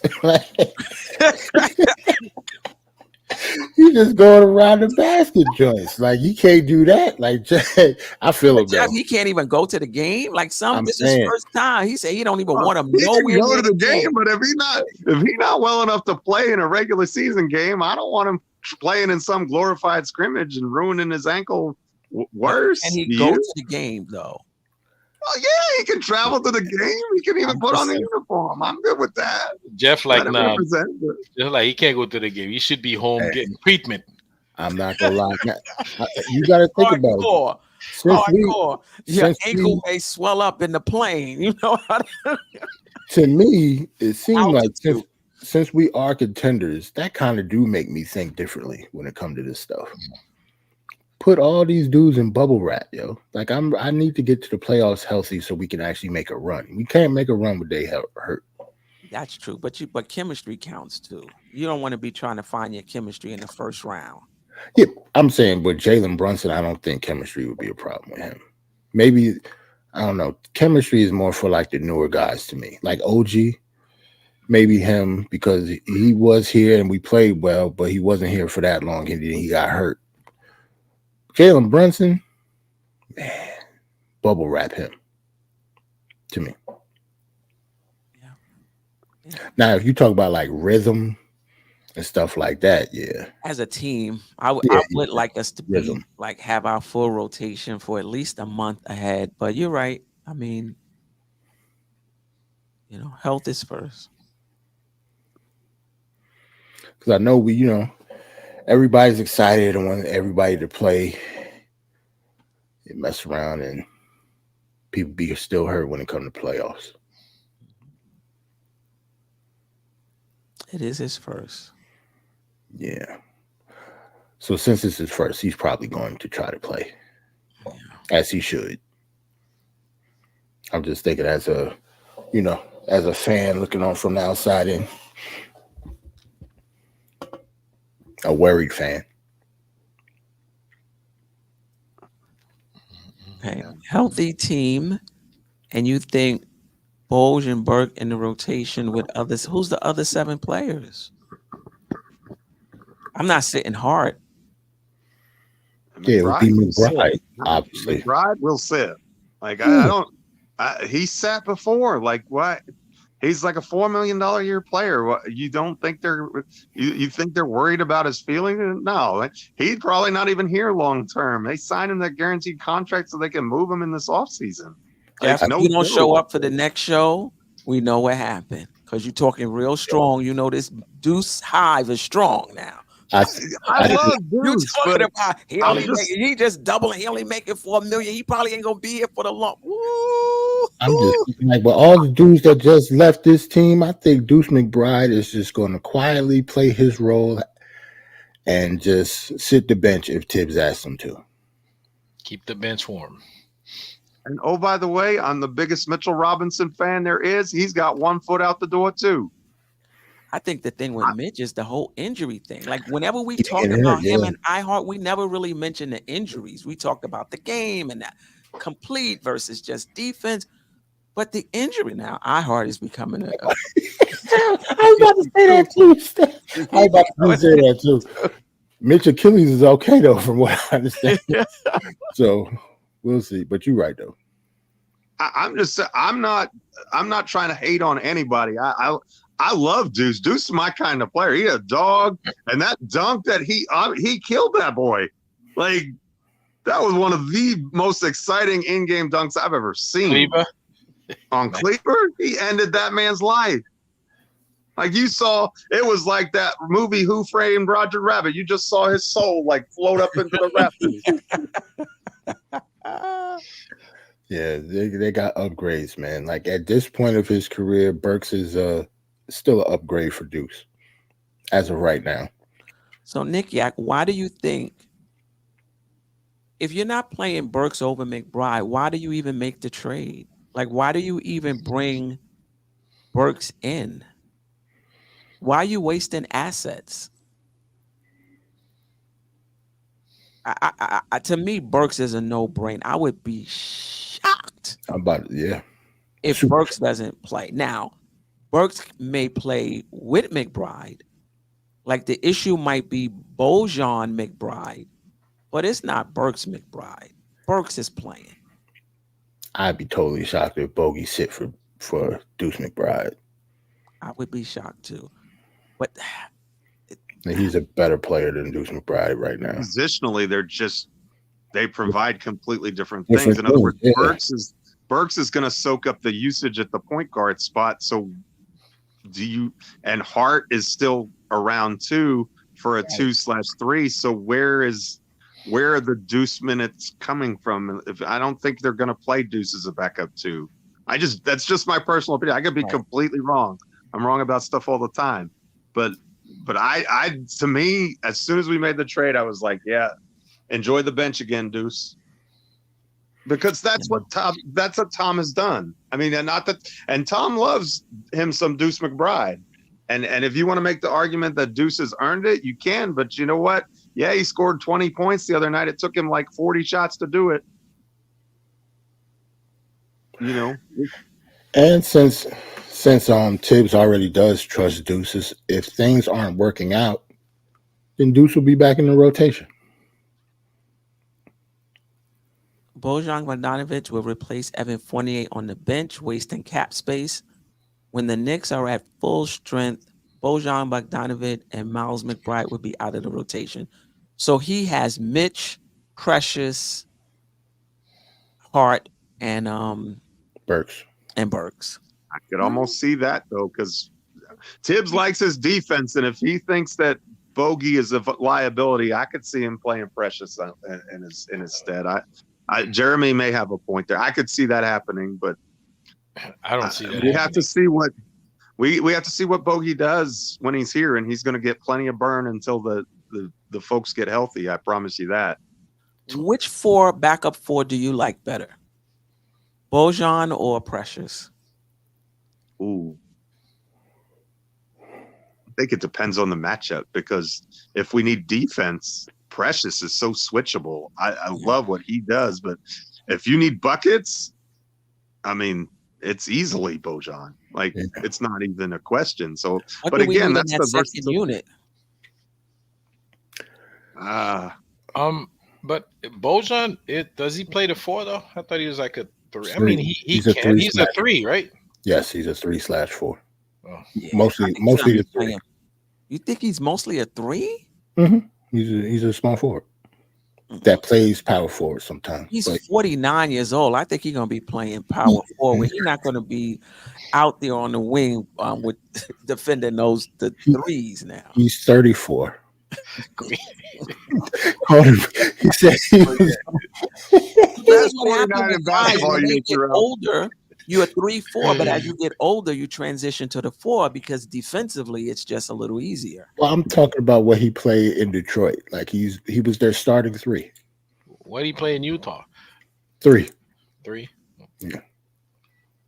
But he can play the 4, but he's mostly a 3-4, not a 4-3.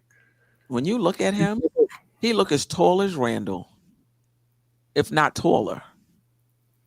He's just 6'7", though. That's all? Yeah, he's not that tall. Like, he's a 3. He looks, when I saw I was wide, I was like, man, I could be wrong about that, but I think he's 6'7". Okay. Yep, small forward. So then you're playing Burks, Hart, him at the 3. Then you could play Yeah, it says he's around 6'7", 230. But this is the thing. Who you running at the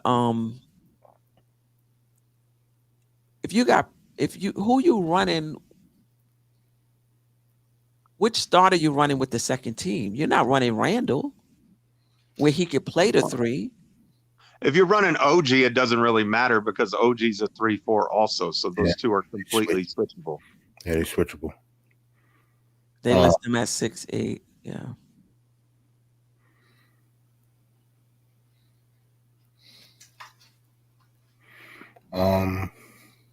That's a good question though, Steph. Yeah. What starter you would play with him? Probably probably Dante. Him and Burks in the backcourt. I like that. To be honest. Burks, Dante. So then you got Hart at the 3, and you're playing Bogey at the 4. Mm-hmm. Or Precious, either or. Okay. Which one would you play if you had the choice? See, since it's a 4 situation, like it's all switch. See, I'm not Tibbs. That's why I'm trying to think how Tibbs would think. Tibbs would just put Josh Hart at the 4. Not anymore now. Come on. But I'm saying him and Bogey could be switchable depending on the situation because both of them would be on the floor at the same time. Josh Hart is going back to the 2. Okay. 2, 3, 4. You got Precious, you got OG, you got No, I'm talking about if him and Bogey is on the floor at the same time. It really doesn't matter who's playing the 3 or the 4 because they will both be switchable. And Tibbs likes that. And Tibbs likes doing that. So that positional versatility right there. It does it. He can pretty much do what he wants to, basically. Just like when OG's out there, it doesn't matter if he's playing the 3 or the 4. When he's playing with the bench, definitely. I might have blocked somebody by mistake. I don't know if you can let me know. Oh no, I didn't. No, I didn't. Did you say somebody is blocked though? I don't know. Yeah, but I don't. But I think that was the one who had his number up there. Oh, okay. Cool. OG, Burks, Josh, Mitch, and Precious are a serious defensive lineup. Yeah. OG. Can we get some scoring in there? With I was about to say who's scoring though. Let's go score. Burks and OG gonna be the main scorers. That's the defense win championship lineup. Yeah. Yeah. We can't score the ball. Yeah, Burks and OG would be the primary scorers with that lineup. They would have to be. Ain't gonna be Josh Hart. No way. He's scared to shoot the ball sometimes. Nah. Yeah, he texted me last night. They were jacking it up last night. He won. We're having anything you can do. I can do better in that fourth quarter for Benedict. Jeff, at the beginning of the game, he wasn't, and I'm like, I'm surprised he ended up with 23 points. I'm like, how did they make a mistake in the stats? I couldn't believe he ended up with a triple double in the first half. I was like, what are you doing, Josh? Played terrible, and then he picked it up in the third and the fourth. They don't even guard him no more. They like, man, Chapman, man, go ahead, man. Did you? No, I'm about to say I wouldn't guard me.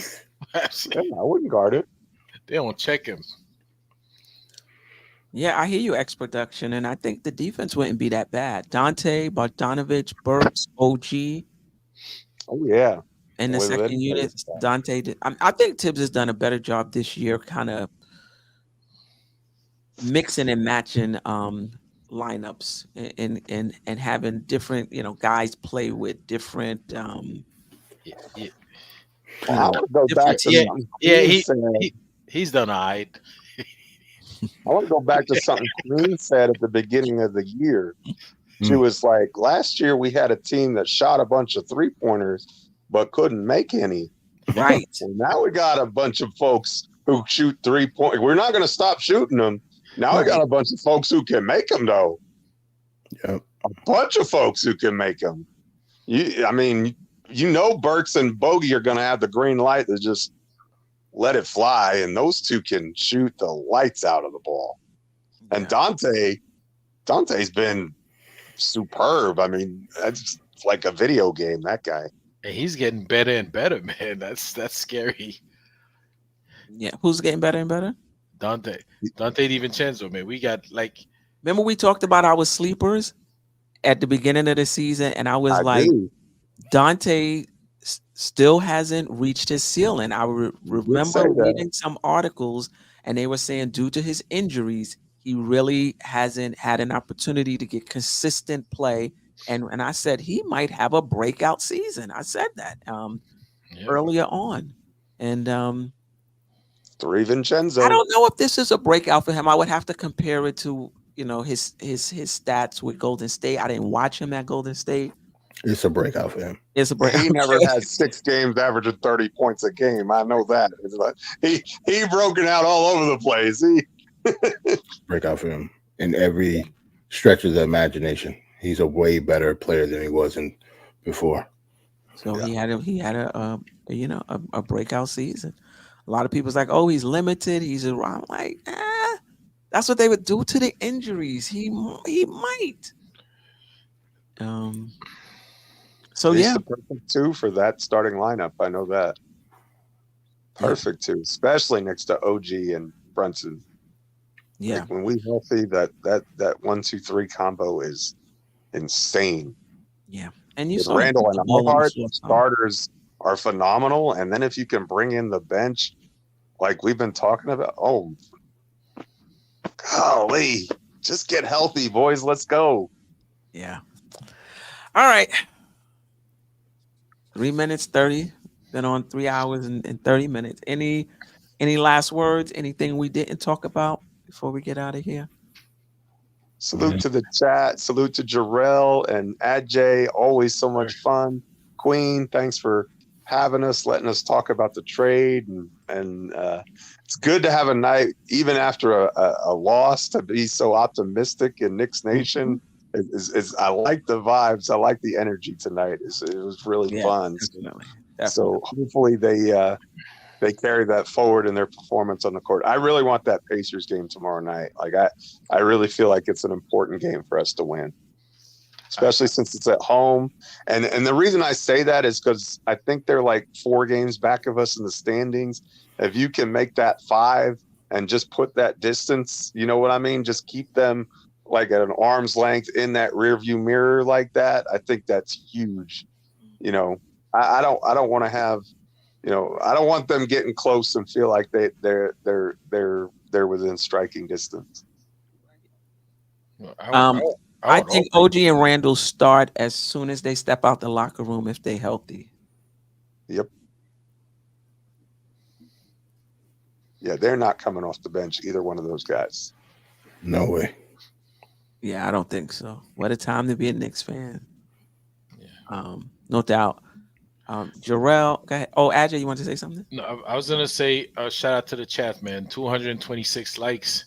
Good stuff tonight, man. And this chat was on fire. On fire tonight. As always. And we got some great calls. JJ, Josh, DA, Wiz. Yeah, some great calls today. So I appreciate and keep a lot of super chats. Keep them coming. Oh, Stafford. Yeah, Stafford. Yeah. Yo, Stafford, what you make? Now I'm hungry. Right. That was like 2 hours ago. A-Train said it's almost 1 a.m. It's like a West Coast game. Hey. Yo, them West Coast games, would we be on the West Coast trips and our games don't end until like 1 o'clock?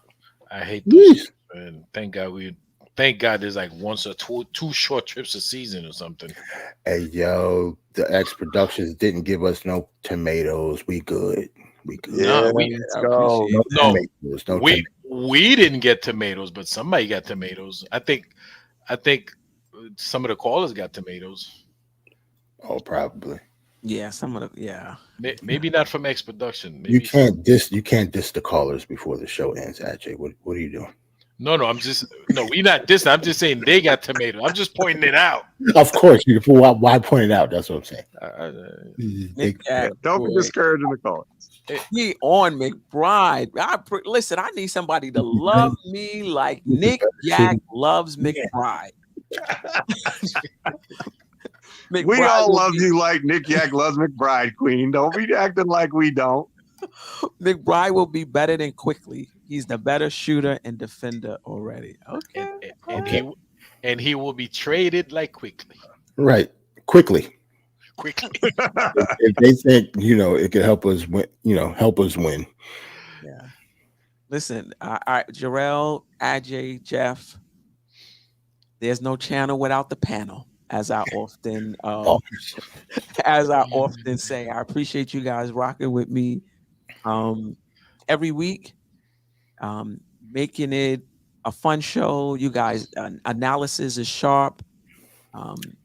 And I just like that, we agree, we disagree. Jerrell had to set me straight before we even got on the air last week when I was like, I don't want LeBron. I don't want LeBron. He had to set me straight before we even got on the show. Hey, I'm going to get Ron too. Ron like that too. Salute to Ron, still Knicks fans. He in the chat. Ron like that too in your feelings that Yeah, I was like, I don't want him. He gonna make it all about him and how he won with LA and Miami and Cleveland and the Knicks. Let us have this. Right. Bro was like, yeah, okay. I said that's why I said for basketball reasons. That's why I said we all got feelings. Don't nobody, quote unquote, want LeBron here. It's not the point of wanting him. The point is we got him and won. I'm okay with that. That's all. Yeah. As long as we win. No doubt. I appreciate you guys in the panel. I can't shout all of y'all out. Y'all came in strong today. In the chat, we had 230 something, maybe even 240 watching the show. The replay gang is real strong. The views have been strong. I appreciate you. I'm trying to figure out how I can come on one more time a week for a short. I don't even think we know what short is. No, you have to do that one by yourself. Yeah. I come on one time a week for a short hour show. That will turn. Are we doing Friday again next week, or are we coming back to Thursdays? The Knicks play on Wednesday, so Do you know? I gotta look and see what the rest of the Are we finished with the Thursday games?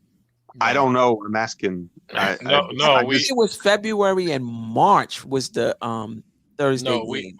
We off Thursday coming, but then we play the next 2 Thursdays, and we play Philly and Golden State. Right. When do the Thursdays stop? Is it March? Not even after those two. After the All-Star game, we play 2 Thursdays. We off 1 Thursday and then play the next 2 Thursdays again, and then off 1 Thursday. So it's all over the place. Yeah. Okay, so for continuity's sake, we'll just keep till Friday. I mean, I don't even know if we could do that because we play some Fridays too. We're gonna have to work it out. So we have to work it out on Friday, unless there is a game on Friday. Then we will move it. We'll do Thursday, right? But if it's a game on Friday, then we will move it. And if they play Thursday and Friday, we just gonna have to skip it.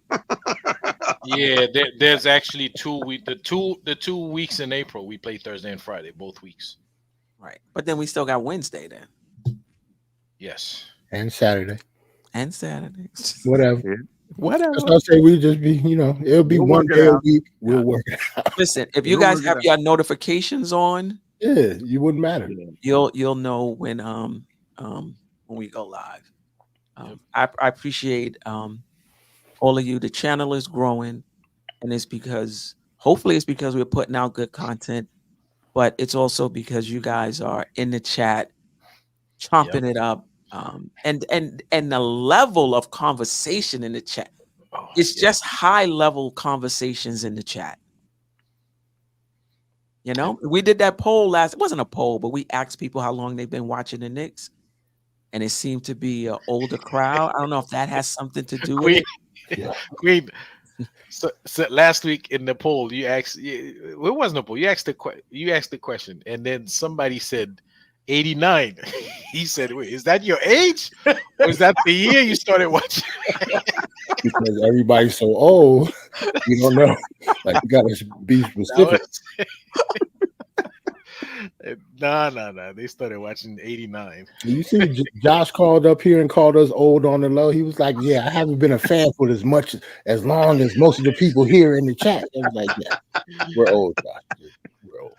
I miss the morning shows too. I haven't figured out a way to par it down. I was gonna say, you want to do a quick 1 hour show, do the morning shows, man. I'm just saying. And actually, it would have to be lunch breaks. My mornings are kind of tough right now, but it would have to be lunch break shows, which I like. I like lunch break shows. Yeah, do the game recap at shows.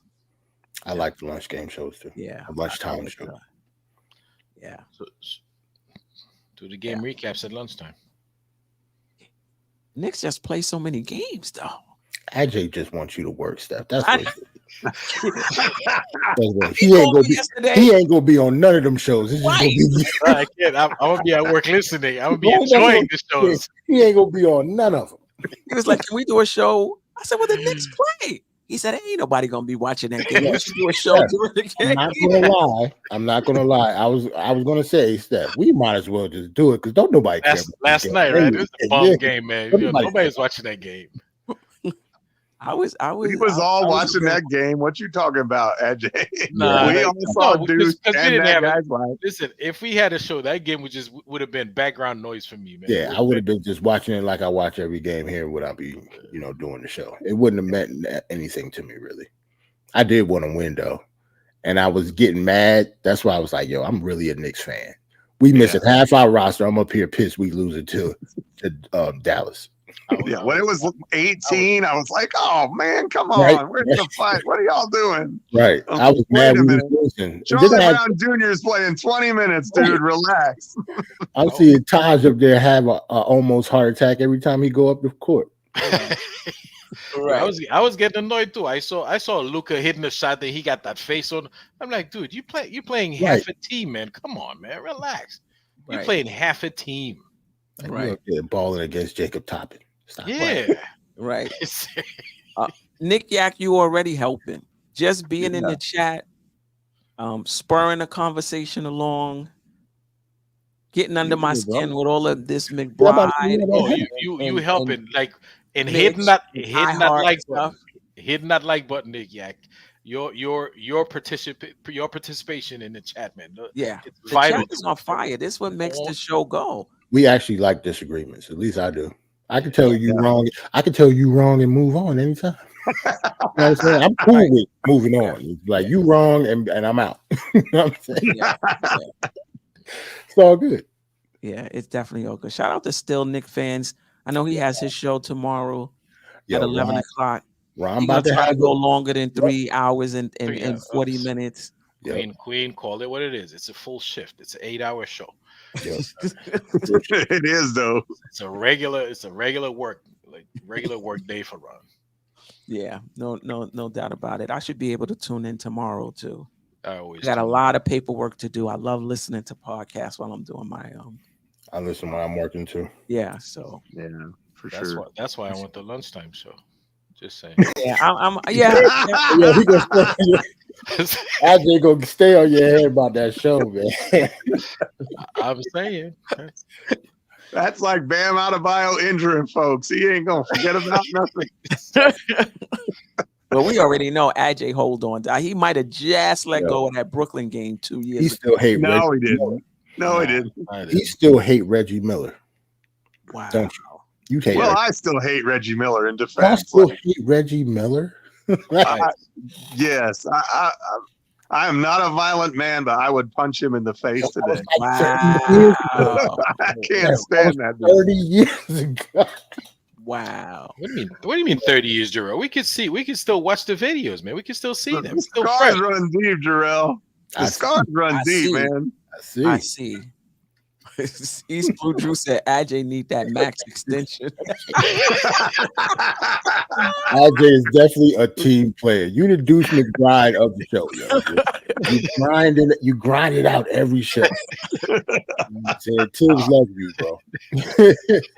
You guys are funny and you guys are fun. Trust me, I'm not giving up almost 4 hours of my time unless it's fun. So the panel is fun, the chat is fun, the callers is fun. This is fun. All right. Until next time, family. Peace. You tune in, that means you're feeling the vibe. The bell rung, you already been subscribed. Right now, the queen, she on live. Right now, pull over the whip, no phoning when you drive. Dope Soul Sporting with the talk. First lady from New York, Brooklyn. All my people, you rocking with the chat. Hit that. The like button would tell me where you at. You know, Step from the MBK. Born and raised up MBK.